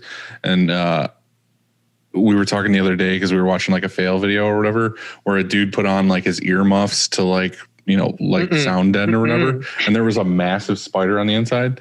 And I always love, like, cause he's so freaked out about it. I'm like, dude, what if that thing like crawled in your ear hole and like laid eggs inside your head? And he's just freaking out. Yeah. I remember I can't remember, the story's been told so many times, but I can't remember if I was there or not. But like we used to have band practice in his basement, and there was like a spider on the wall. I remember like someone hit it and like killed it or smeared it, and then like a million little babies came out of it, and just like spread all over the wall. I did that one time. I stomped on one, and then like a bajillion of them just went everywhere. And I ran. I guess my another fear would be every night when I'm going to bed, I think that I didn't lock the back door. Like every day I'm like, shit, Did I make sure that was locked? Did I shut that flash off? Yeah, that's another one. But next, Andy, his AirPods are gonna die. What would you be doing if you weren't printing shirts? I would love to think that I was going to be an architect because that's originally what I wanted to do. But I honestly, I'd probably be like an electrician or plumber or something. That's awesome. Yep, those are good trades. Yes, sir. Next to last. What is your spirit animal? I mean, I wanted to say liger. Immediately is what it said. You can go with that. Yeah, I'm just going to stick with that one. All right. Ligers are good. All right, Andy, finish her off with your signature. Yeah. What is for dinner? So I told my wife that this was a question on here. I was like, I'm pretty sure that they ask this every time. And she was like super hyped and was like, oh, we got to come up with like a really good meal. And then we didn't. So hot dogs. I don't know. I'm going to call her after this and we'll probably pick up like, I don't know, hibachi or something on the way home. Yeah. These past few times, whatever somebody has said, like that's what sounded so good. And I went and that's like what I wanted and what I had. Did you end up, by the way, did you go to Chipotle the other day? You did. Did you do it? Yeah. Nice. Mm-hmm. All right. Yeah. Well, I had Chipotle yesterday too. Yeah. It's kind of worked like that. The past 2 times I've been inspired. So, but hibachi, I don't know if I can pull hibachi off because I don't even know where one is. So our like local sushi spot has really good hibachi as well. What is hibachi like if you would just order hibachi? Because I've never had hibachi, but I've always been under the assumption that hibachi is like where you go and the dude like flips shit in front of you. It's like that. Yeah, but how, does he come to your house and do it if you get takeout? No. It just comes in a takeout container like hibachi steak or chicken or teriyaki or... It's like a Mongolian grill. Rice and vegetables. Like you can pick out all your things and you hand it to them. And so it's just like Mongolian food, I guess, then? Or was it Japanese food? I don't know what it is. Honestly, I don't know either. It's just food that you like. Just it's say good. That's all I know. It's just good. Yeah, it's just good. All right. That's fine. That's fine with me. It's acceptable. It's acceptable. I support it. Sounds good to me too. And I'm going to try and go home and have something like it, but it probably won't be. Yeah, that's good. That works. I appreciate y'all having me on here, man. Yeah, dude. Quint, thank you so much, dude, for being on this with us. We appreciate everything you've done for us. And we're glad you got to hop on here with us. Yeah. I'm gonna try and make a trip to both shops at some point. Yeah, I was just thinking the same thing. I'm open for it whenever. And we could also hit up Monarch. You can hit Monarch. Yeah. Let me know if you do that. I'll join you on that one. I was just thinking about doing South Carolina because I want to go see Grizzly. So I'll just have to stop at your place on the way through. That works. Well, have a good Sunday, dude. We'll see you later. Later. See you, man.